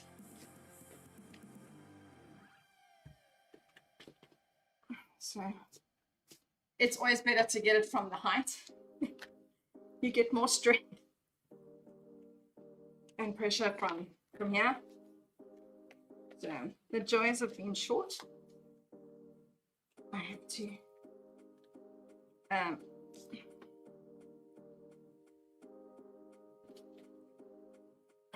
to find other ways.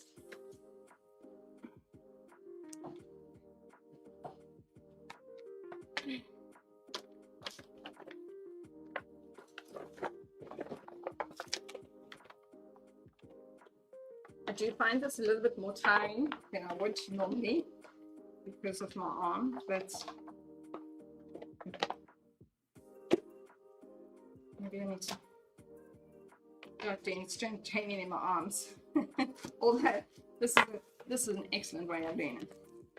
Strength training in your arms.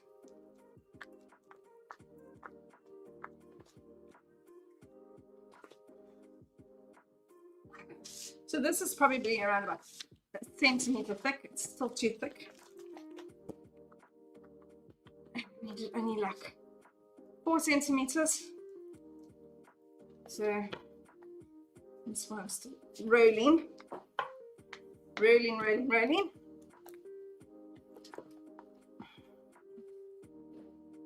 Let's try and get it. And I won't be I won't be too happy if I do all of this and then it doesn't fit and then I have to do it again.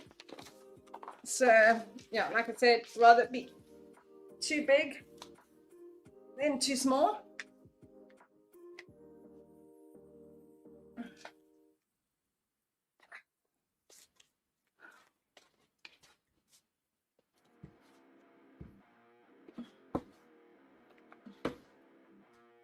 Sure. So for me, that's still too thick. It needs to be thinner than that.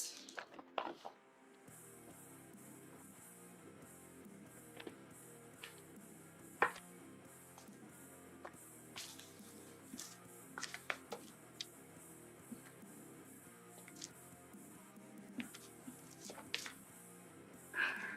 feel like it's not going to be big enough, which is a problem. Because I really didn't want to do this again.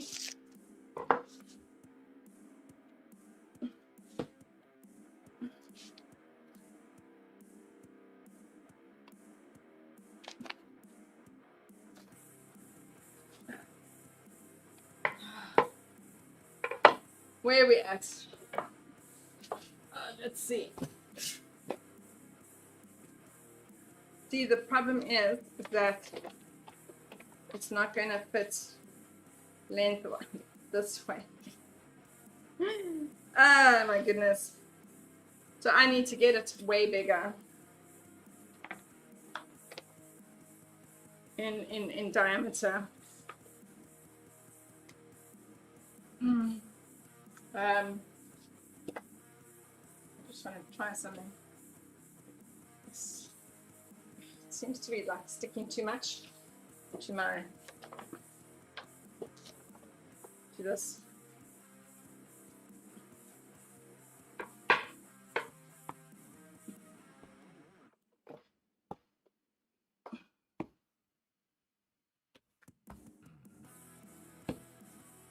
See, this is why no one likes to work with fondant. I don't know why anyone likes working with fondant. It really, it's not that difficult, but it's sure. For me, this is far too much work. Like buttercream tastes better. Not so much work like this. I just don't think it's gonna fit. See, it's not gonna fit, and I do feel that it's still it's probably too thick.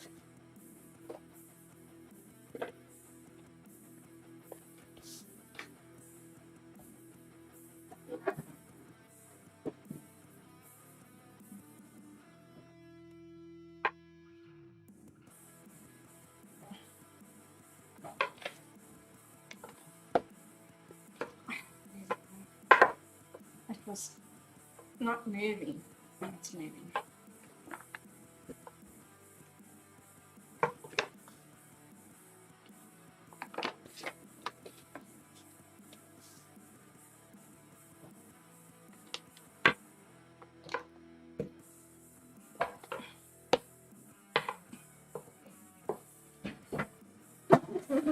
Me up and down on my little chair.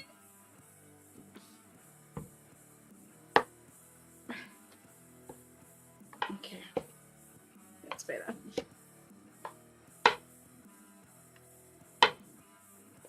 That's much better. Okay. I don't know if it's still gonna. I don't know if it's gonna not fit or whatever. We will see. It will be really horrible if it doesn't fit. Same thing. Use some wholesome. Rub it on. Rub it on here.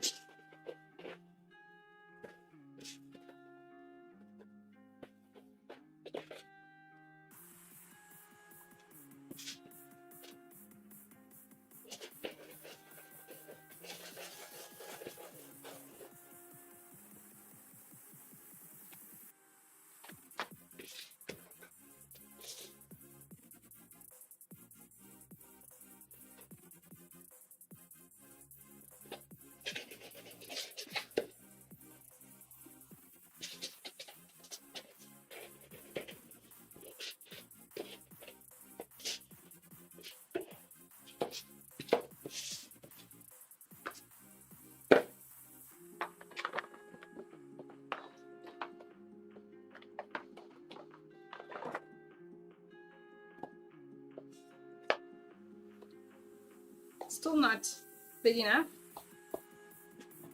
I need to wash my hands.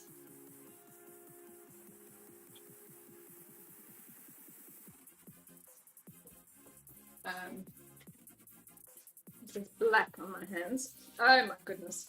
So what's happening is because on cakes, your cakes are not sharp edged,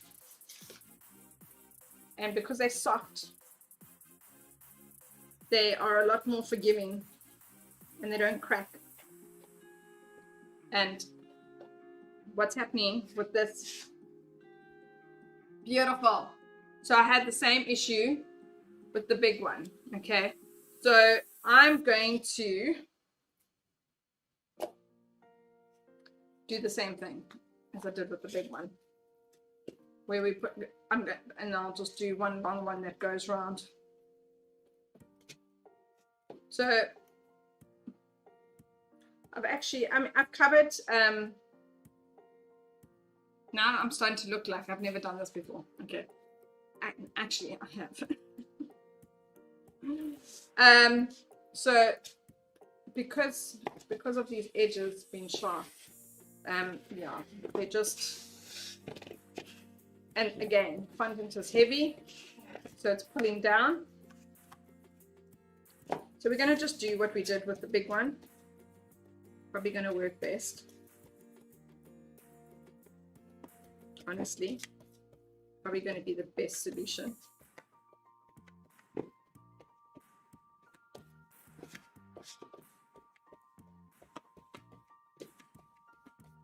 So the thing is that yes, you can definitely cover this in one shot. But again, this has got sharp edges. So we're now, because it's the fondant's so heavy, it's and I feel like such a because I have covered quite a few dummies. Okay, with fondant. Maybe it's this particular fondant that it's cracking like this, and it's breaking as I'm putting it down. So I'll do it this way. Okay, so what we're going to do is I'm going to roll nice, because we need it nice and fat as well, because we need to make that depth.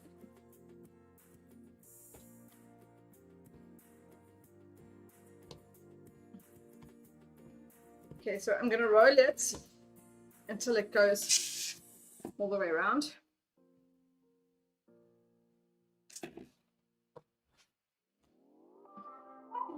And then I'll flatten it. Oh, my puppy dog wants to go out. And let chill.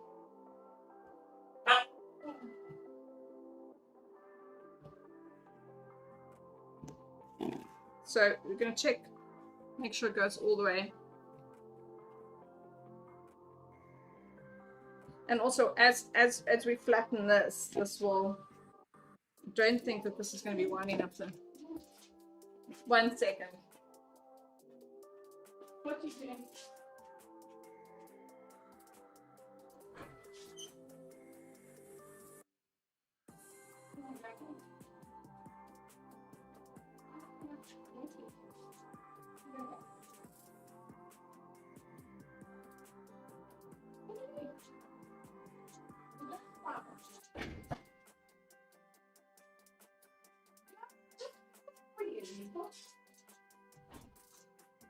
No. Decide what you want.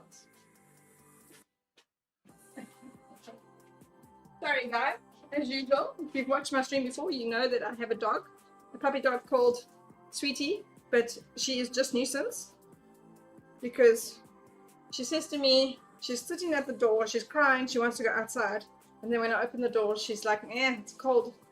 I'm not going outside, it's cold. So, and now she's decided she's not going outside.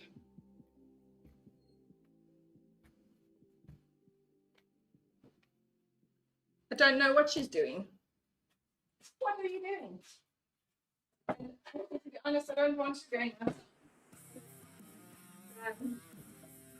Because I have a bunny. If you don't know this already, I have a bunny. And the puppy dog terrorizes the bunny. Well, she wants to play, and it doesn't understand that. So if I let her out, she's going to go, and I've let Bunny out so that she can have some fun in the garden for a bit. And if I let Sweetie out, she's going to go run and terrorize Bunny. And that is a problem. I can't have her doing that. I don't think I have enough fondant for covering the base. And in fact, I don't think I've got enough fondant for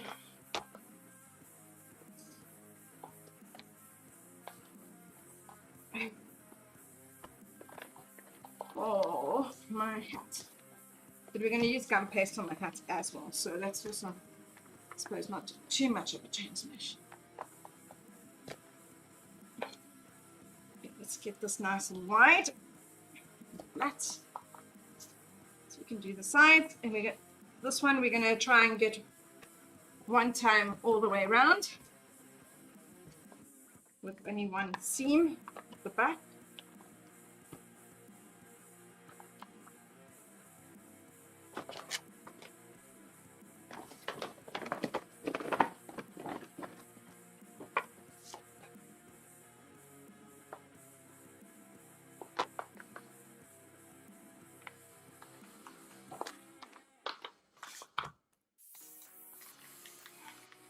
I really am struggling with this fondant because it's cold, so it's not soft and pliable like it normally is.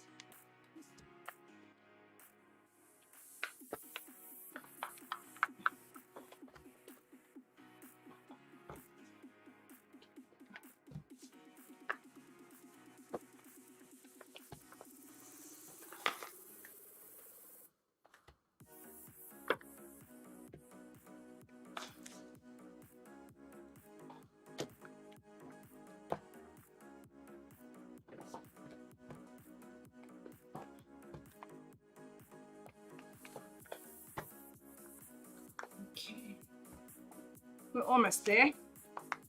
Almost at the thickness that we need it to be, I think.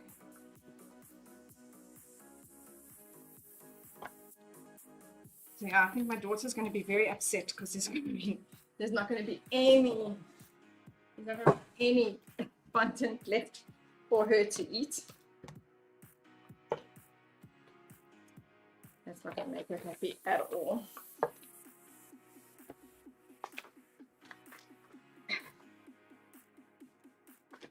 So we want it to be as wide as that all the way through.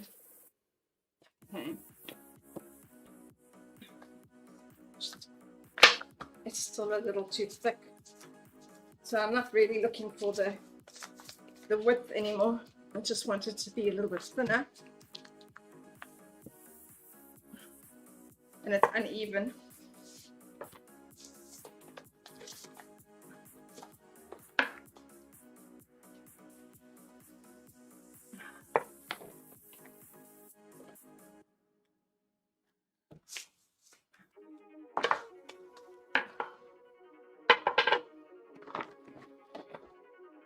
So, and because this is such a nice tiny little cake, we're just going to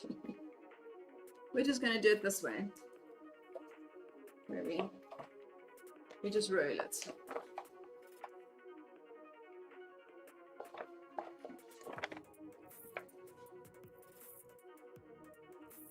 And we'll cut it off where we need to cut it off, which is round about there.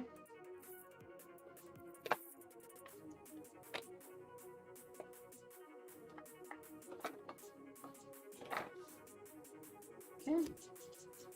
I'm going to cut the base because we don't need the base.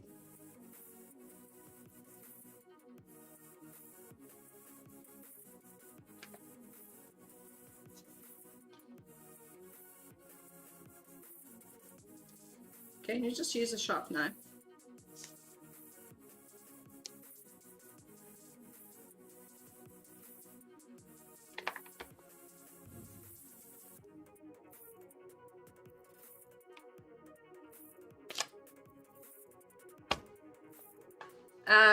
Again, I'm going to just try and match up the seam rather than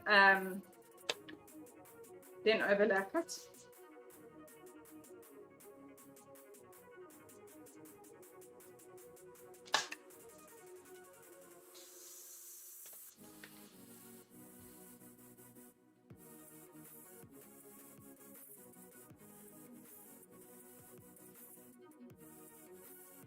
Again, obviously what I'm doing right now, I'm saying like, let's do this, cover the dummy effort.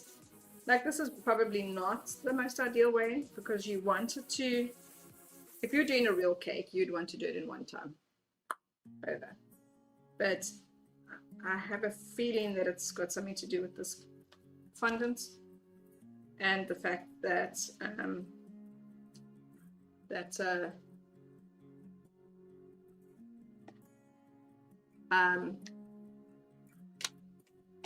the polystyrene has got sharp edges, whereas definitely on a cake definitely wouldn't have that kind of issue.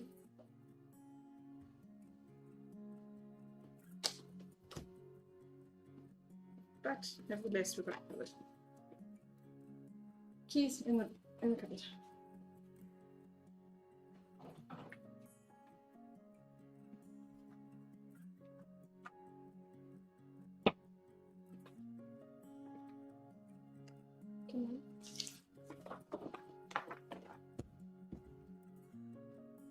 Okay.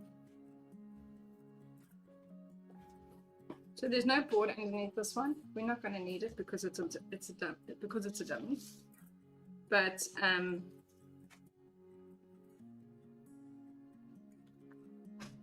yeah, I mean, if you had a real cake, there would be a board and all that fun and stuff. So we just blend in our seam. This seam will go to the back of the cake. I'm just putting a little bit of balsam on the dummy so that it will stick.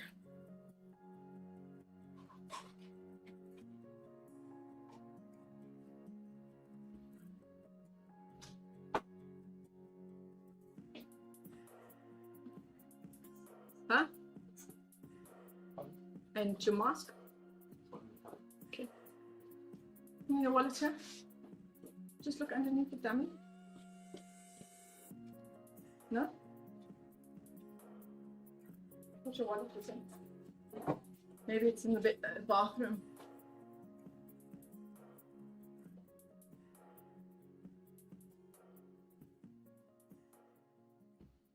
So we're going to pinch these together.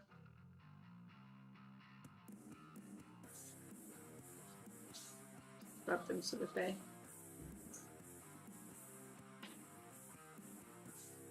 look fun. Going somewhere first. Gonna go somewhere.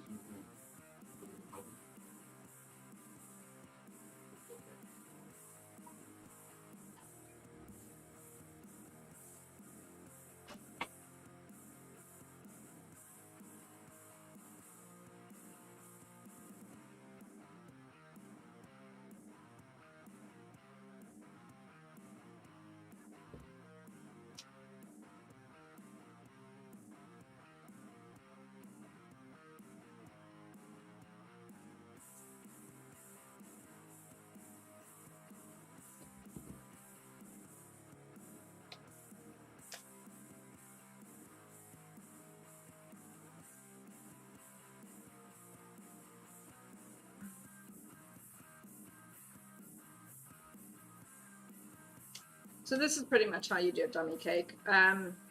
It's a different way, yes. But the whole point of a dummy cake is that you won't need to crumb coat it. You just rub it down with some wholesome for the fondant to stick.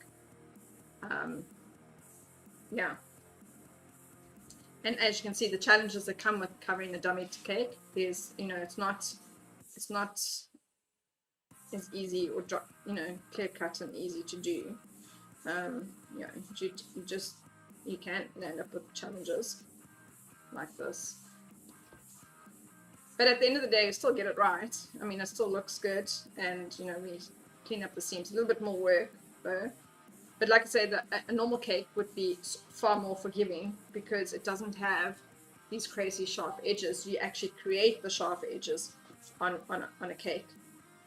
So the cake is soft and it obviously doesn't have actual sharp edges like this. So what happens is with the dummy cake, because of the sharp edges, it's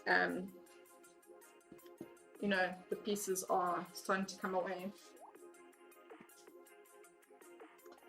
And it's a bit difficult to rescue it. So, you know, this is probably the best way to do it so that you don't have issues. Again, just, you know, smooth out your edges. yeah, my suggestion is to work up like this to get any,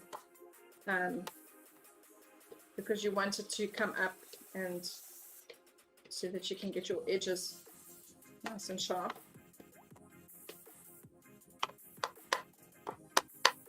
So yeah, just work out any creases, any dents and lumps and bumps.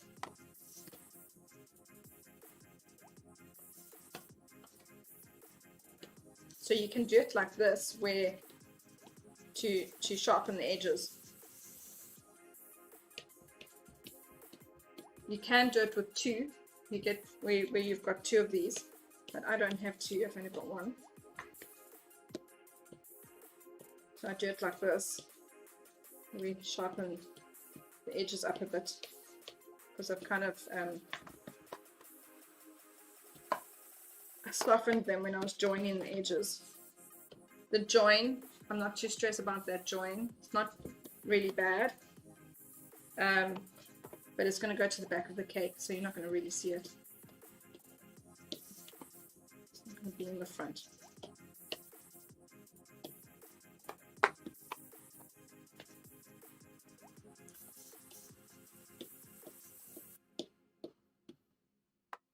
Exactly what I'm doing is how you would do it on a normal cake to try and get your edges.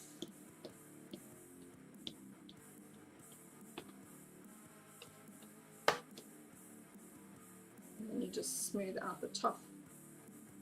So you push it up and then you smooth out the top to get your flat edge. And then just run it around.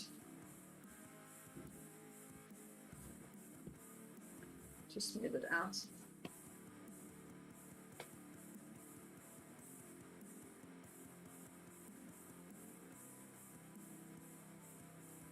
And the thing is, I'm not doing this on a turntable for a reason. Because this is not very heavy, there's no weight on it. So trying to work with it on a turntable, it actually almost runs away from me. So I just do it this way, and then I have a little bit more control over it.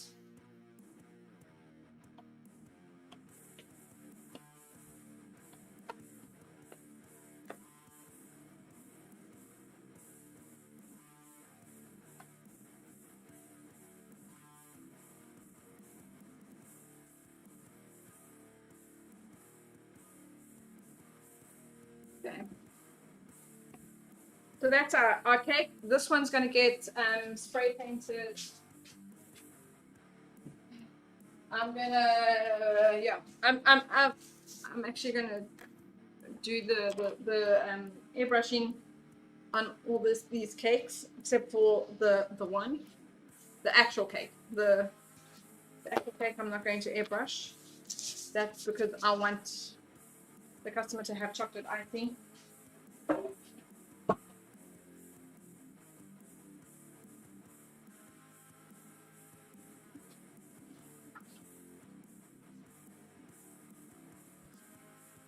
Yeah, I want my customer to have chocolate icing, so I'm not going to be doing fondant for the actual cake. There will be a bit of fondant on it because of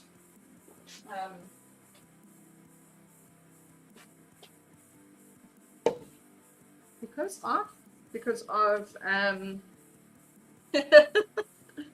my brain. Yeah, I don't know. I've lost what I was saying to you. Okay, so now we're just going to I'm just going to cover my hat. So I'm actually going to I make my own gum paste. So I'm going to do it with some gum paste.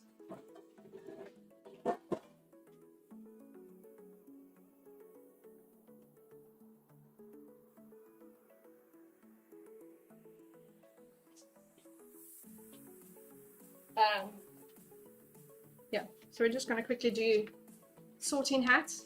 I don't have to rush off, which is awesome. So I can stick around a little longer and do the sorting hat, which will help me immensely.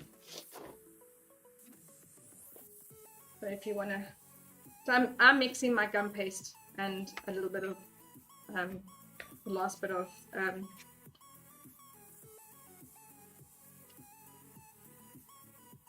fondant.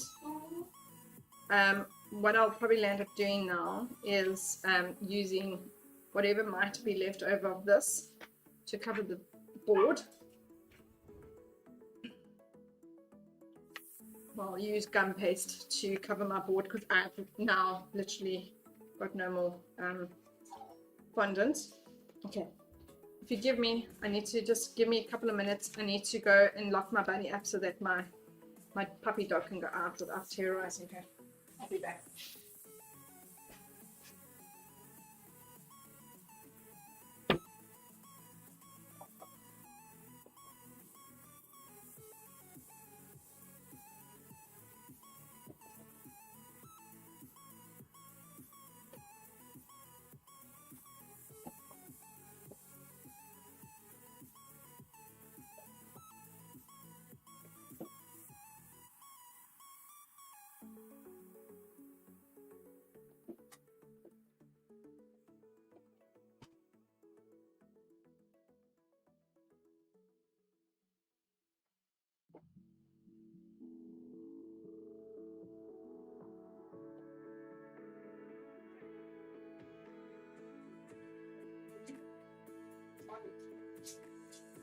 Ah!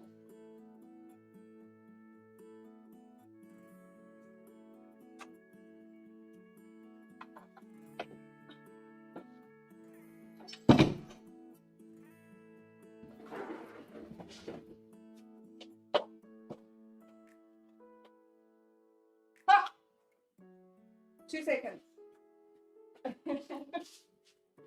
Up to go.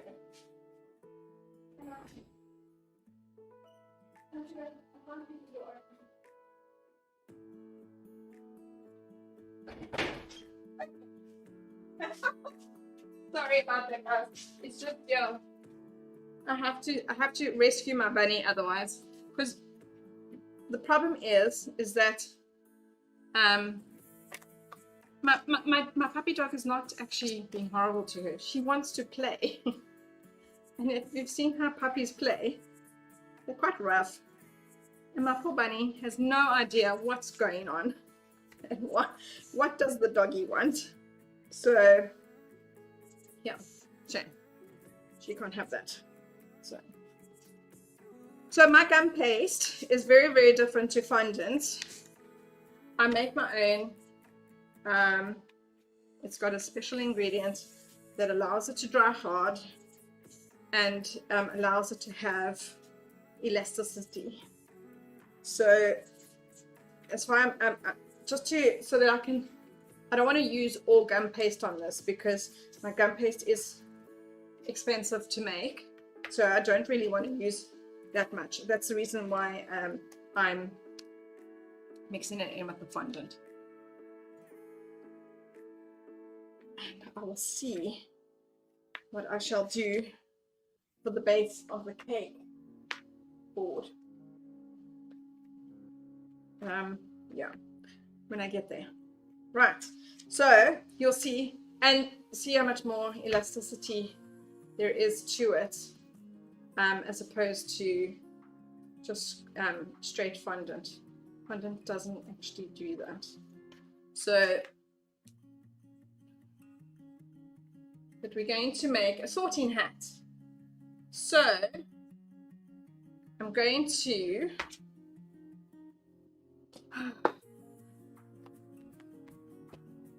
again, this I'm going to in the end I'm going to airbrush it. So I'm going to do it all in white. This is all things that I decided like in the last 24 hours kind of thing, because I was like, I didn't have, when I originally planned this cake, I didn't have an airbrush. I have an airbrush now, so I'm like, let's use the airbrush for that. I'm not going to be doing the airbrushing on live, unfortunately. I will, however, do it at a later stage, probably next week, but not right now. Okay, again, we're just going to use this to stick it on here. So because I'm not actually covering this. I'm going to just move my camera a bit for you.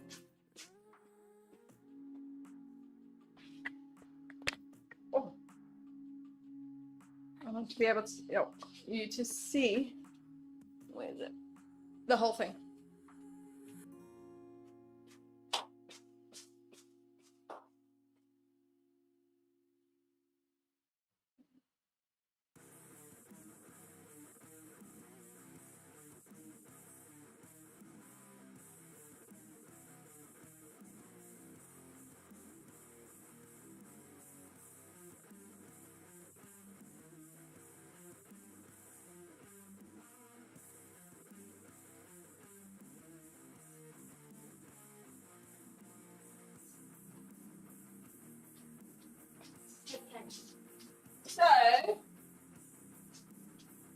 So now what we're going to do is we're going to do the top. So this sorting hat is quite wrinkly, and it's got like a horn. Okay. But does it need to have it? I don't know. So we're just gonna mold it around. There's a lot of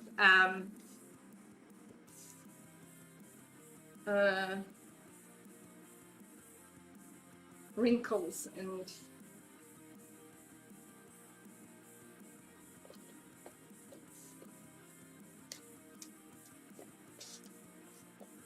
so that's why I'm going to do it in sections, because it's okay because of the wrinkles and all that kind of stuff. The main thing with this is its eyes and its mouth, and it has a nose.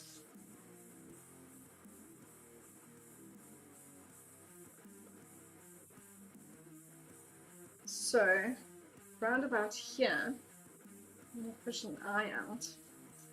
And there's one here. It's got quite a frown.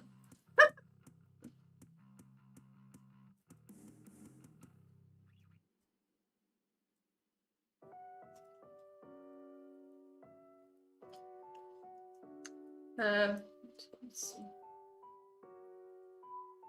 Push it there. So if you can see, I'm gonna put some eyes in here.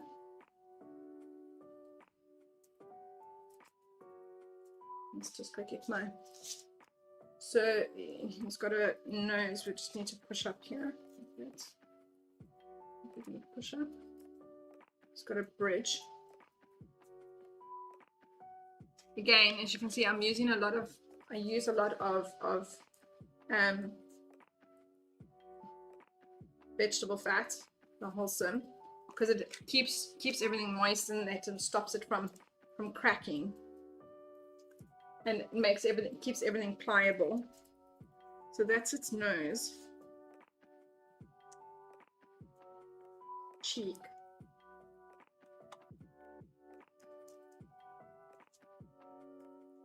It's got like a really raised eyebrow here.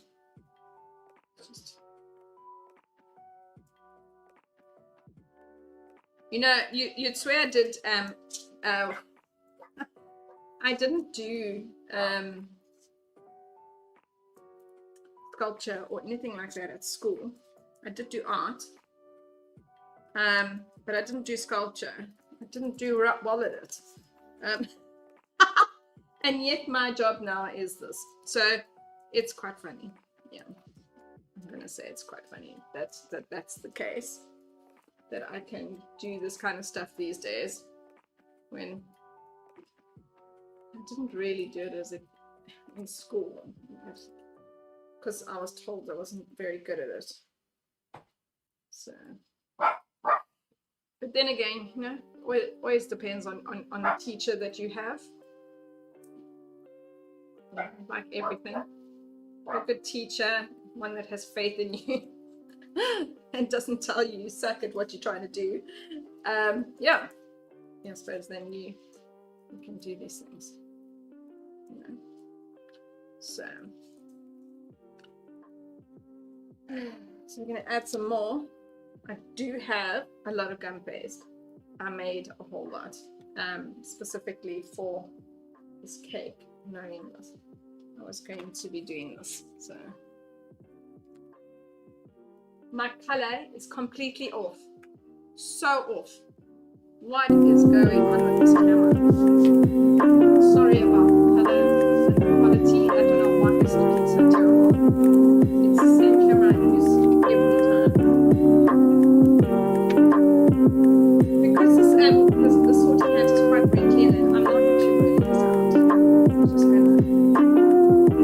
I'm just gonna push it on here. Maneuver it to where we want it to be because there's no need for it to be perfect. This is quite wrinkly. It really is.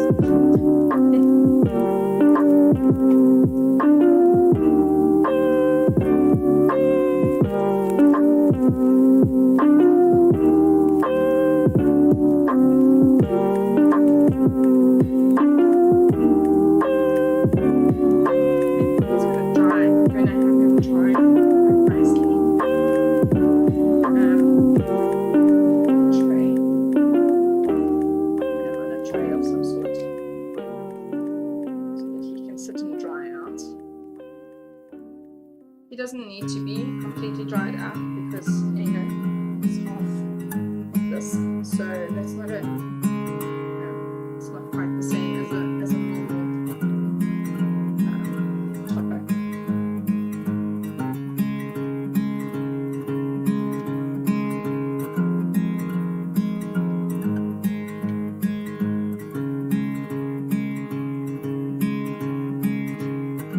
So that's about half kg of icing. I'm gonna paste mix there. So you can see it uses quite a bit.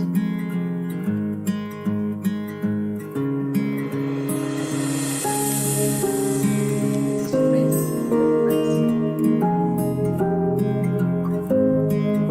It's got a bit of a liquid here. See my puppy dog, she ran around to the outside. She goes straight to his bunny. Now it's raining. It's miserable outside. She's like, "Ah."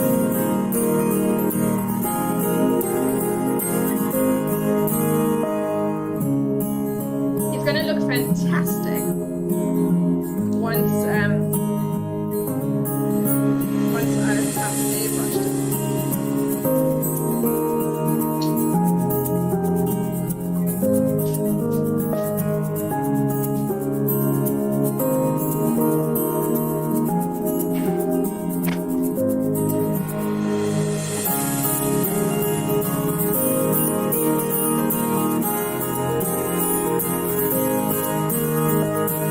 I'm just gonna make some pieces here and there.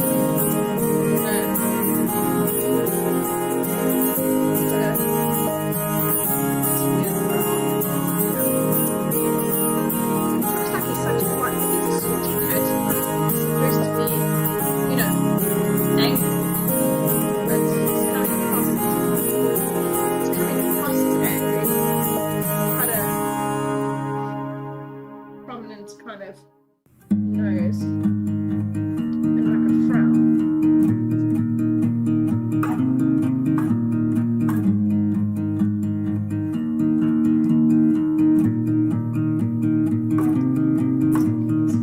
So the one he's reminding me of my dad, where he's got the one eyebrow up and the other one down. Yeah, my dad used to have that kind of expression on his face. Never in trouble.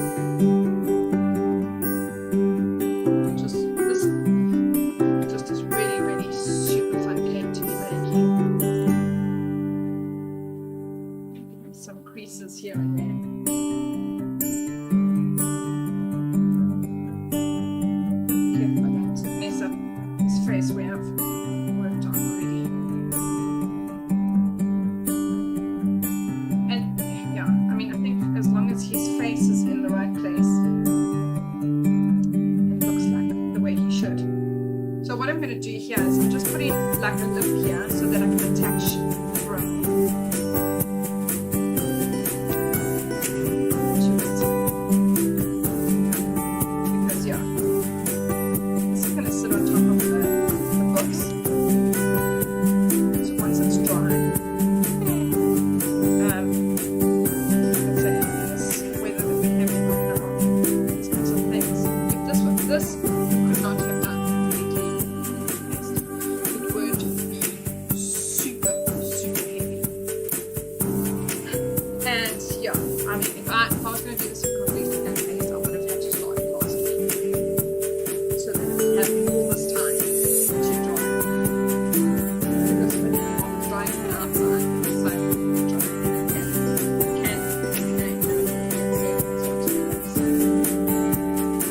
So this is definitely a better way to do it. And if you wanted it edible, you could have done it rice recipe treat, make the cone. But for me, this is when the cone was already available like this. So much easier. Really got your base of your shape. I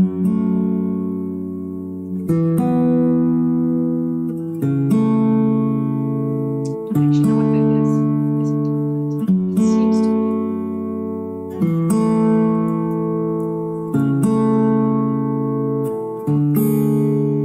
Seems kind of weird.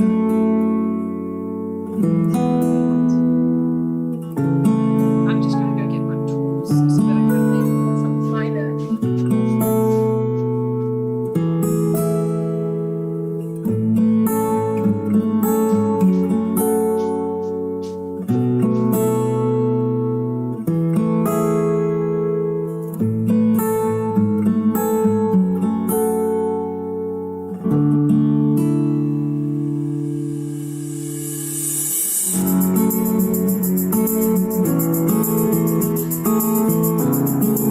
I'm going to say, if you're a baker and you're just starting out and you wanted to do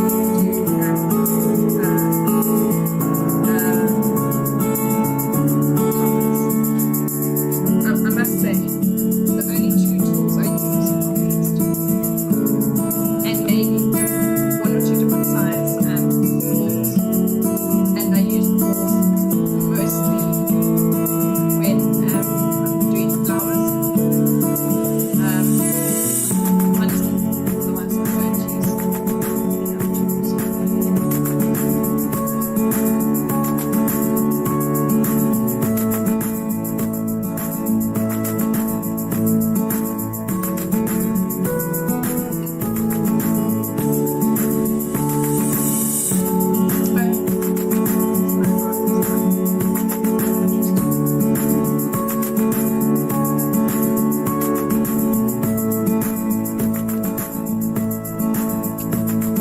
They don't actually have a line. It's really nice. It's got a dent. Dent in here, which we need to push up.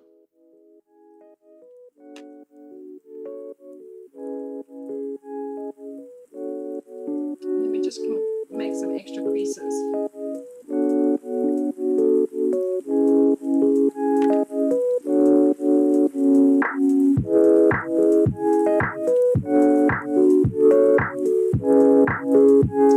And honestly, I laugh at customers who say, but if it's smaller, will it be cheaper? Just because it's less gum paste doesn't mean that there's less work. To be honest, the bigger it is like this, the easier it is to make. The smaller it is, the more difficult it is because you're trying to get all the fine detail in. Whereas the bigger it is, it's the same like doing a very small painting. It's a lot more difficult than trying to do a big one. That's another big painting is a lot more forgiving.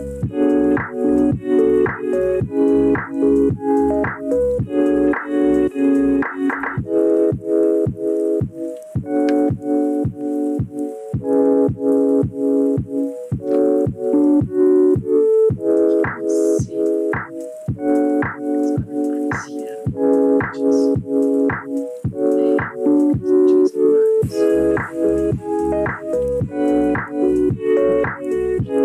Just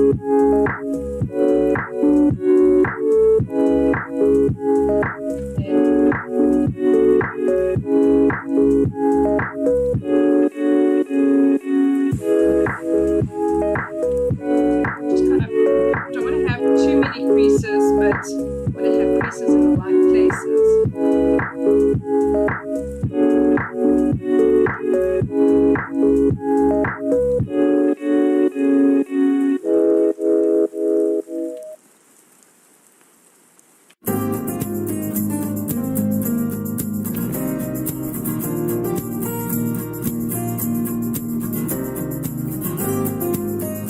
My daughter's too young to know who Harry Potter is. She's only 6. I have done edible prints for the writing on the books.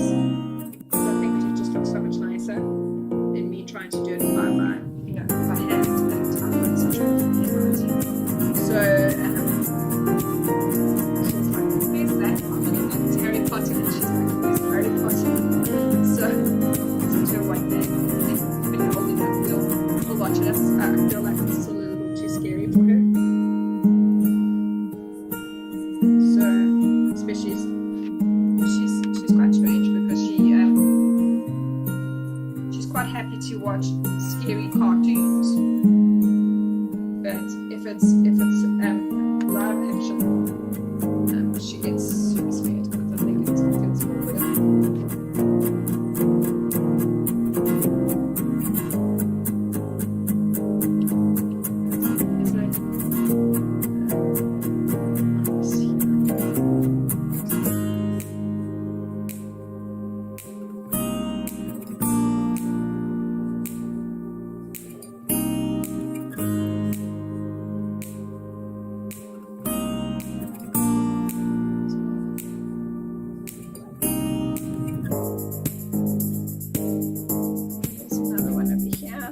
So this is the last thing I'm going to do. Once I'm done with this, I'm going to sign off, and then I'll be back on Friday with the rest of this cake, and actually just basically putting it together, just finishing it off. As you can see, there's quite a lot going on with it. We have 1, 2, 3, 4, about 5 or 6 toppers that are on it.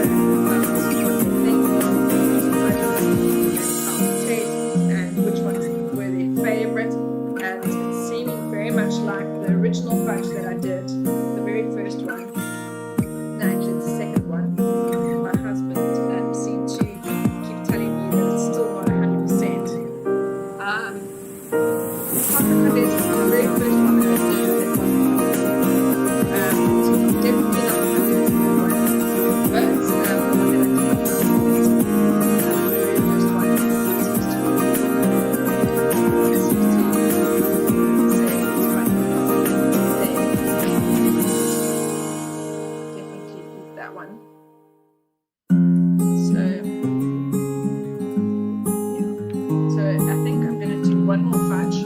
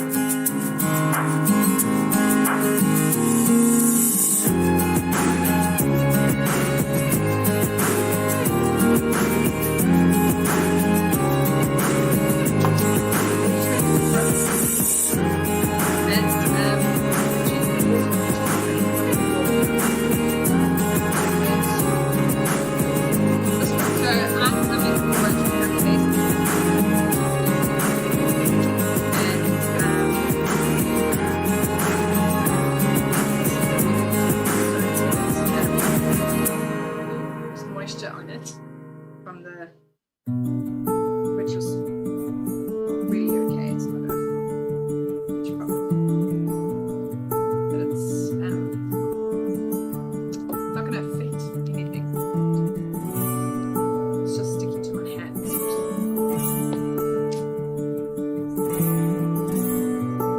So it looks like this when it comes out, but it just knead it a bit. This is the moisture from defrosting. So because it's cold here,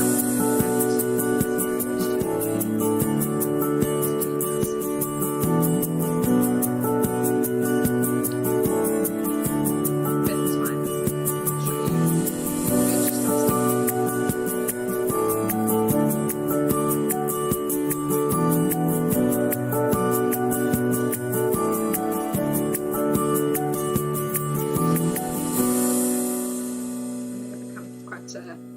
Pliable and elastic.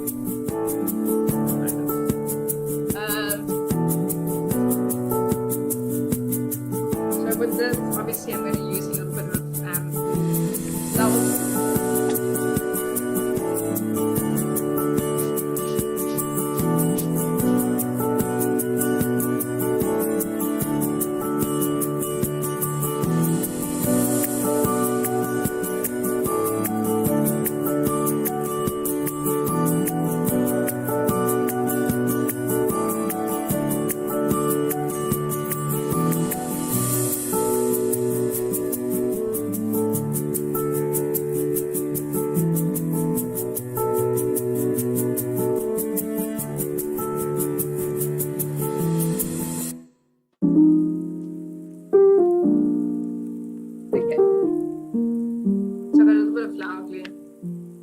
I'm just gonna, honestly, this is the beauty of something like this, is that it's wrinkly and stuff, so it really does not have an issue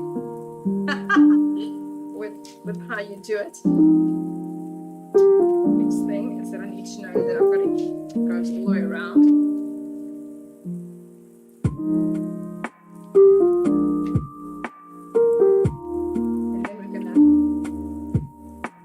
I want to join at the back, obviously. And then we're going to push this out a bit. I'm just going to clean my. So this is not the same like fondant where you know, like I have to do it in between two pieces of plastic and whatever to stop this. So long as you keep your hands moist with the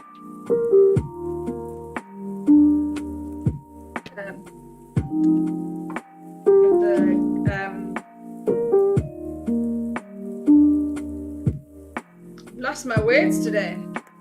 As long as you keep your hands moist with the vegetable fat, it's it won't crack. It takes because it takes it's got elasticity. And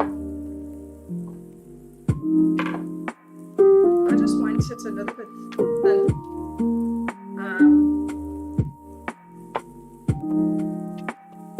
On one side, you know, the brim edge.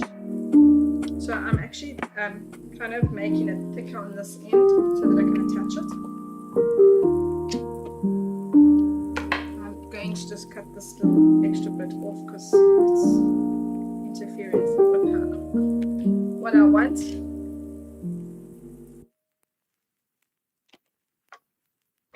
So this can be pushed out quite thinly.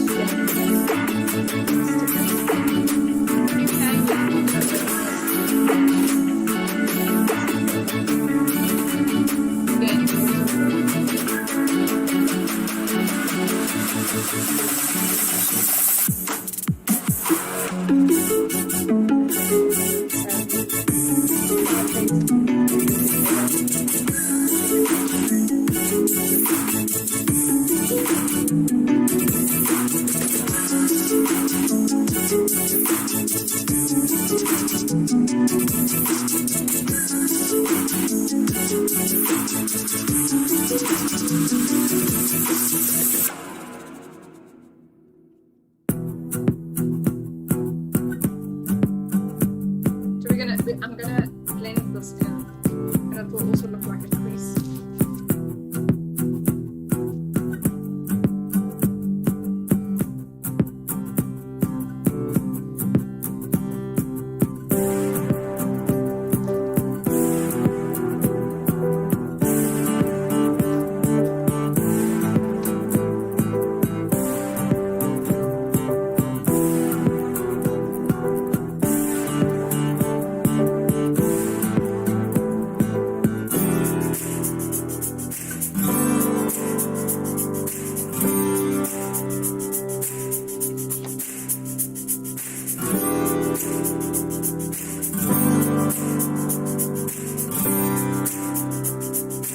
Blend it in, make it look like it's part of the hat.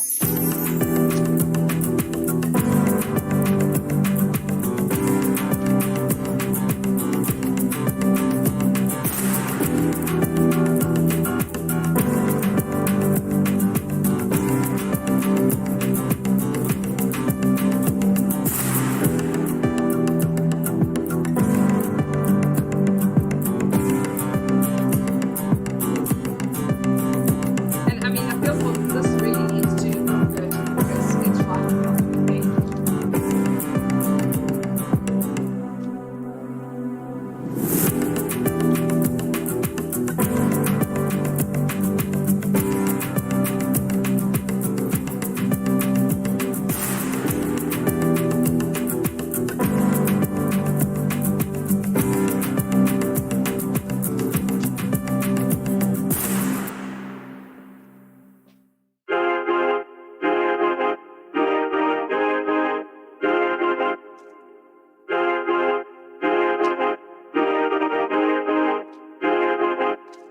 I'm gonna say that this is now officially the biggest top I've ever made. Other than that, I am half to wear, and it's and I feel it's officially the biggest top I've made. Because it's classed as a top I would never be able to take anywhere or whatever.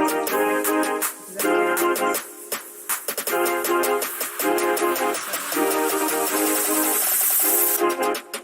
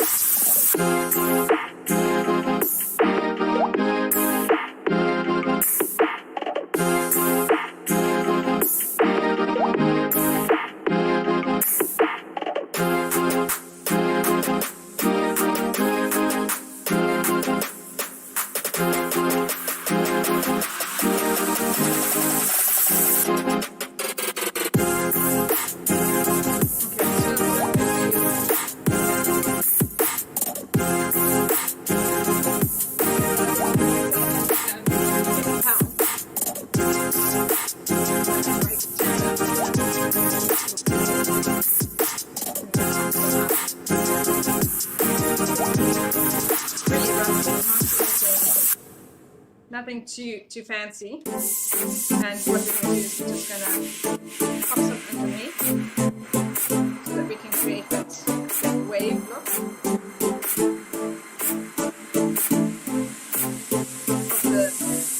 of the hat.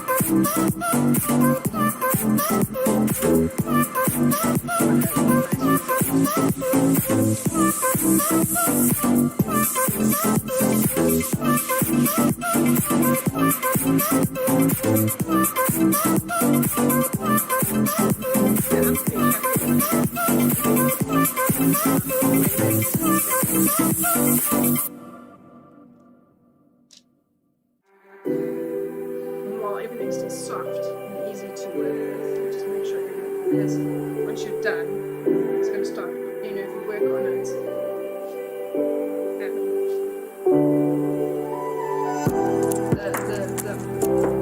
start to break.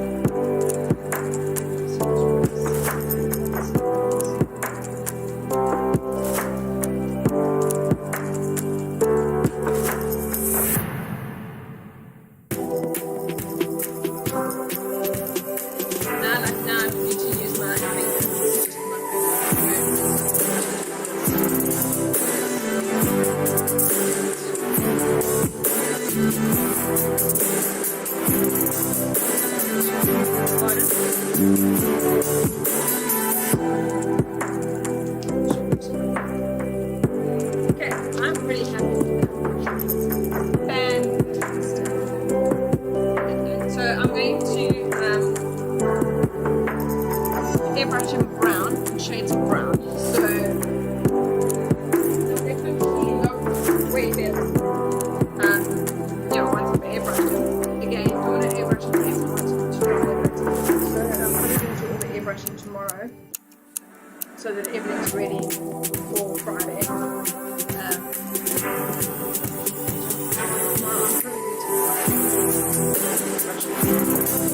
that way I'm going to get with people right.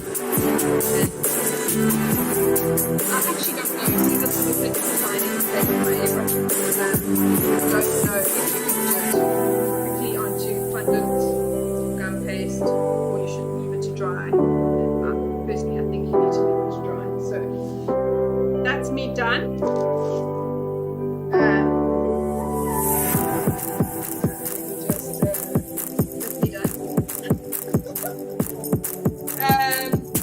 Sure. Thank you for joining me. Some of you have been in with me the whole time, which is fantastic. Really, really awesome. Thank you for joining me, for watching, and to the end of this day, we're tuning in Friday. It's Friday, and have a fantastic day, and I will see you on Friday. Bye.